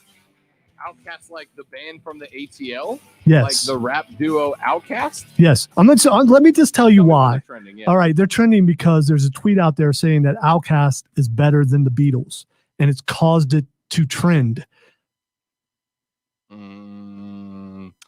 Apples, oranges, dude. Apples, oranges. I mean, in terms so you're not offended? I'm offended. I'm not offended because Outkast was a generational group. You could have come up with a better band to compare, and no, not the Beatles. I legit think both of them changed music in their day dramatically. I mean, Outkast and the whole ATL rap scene exploded at one point, and Outkast was a big chunk of the reason why. The Beatles changed me. I mean, without the Beatles, I don't know that there is pop music, at least not the way that we know it, that kind of bubblegum pop aspect. So I don't know. I think that's too hard of a comparison to contrast. I mean, they both influenced music in their generation in a way that will be talked about in history class for years and years and years. I think the Beatles certainly had more in the way of a much larger, significant fan base around the world. But if Outkast put on a reunion tour right now, dude, they'd sell out Madison Square Garden for a year every night. I have no doubt. All right, your chance to win $1,000 from the $1,000 Cash Dash on ESPN Upstate. Your keyword for the 3 o'clock hour is penny, P-E-A-N-N-Y, P-E-N-N-Y, as in I'll win a lot of pennies, P-E-N-N-Y. If you text that keyword to 72881, 72881, powered by BetQL. Let BetQL's proven data and analytics help you become a better. Download the BetQL app today. Text penny, P-E-N-N-Y, to 72881. Mark Ryan and Diesel up next with Offsides. We're back tomorrow. We'll run you through round 1 of the Masters, more on the NFL draft, and, of course, WrestleMania talk tomorrow on the Rob Brown Show and ESPN Upstate. Thanks for listening. Later. See y'all on the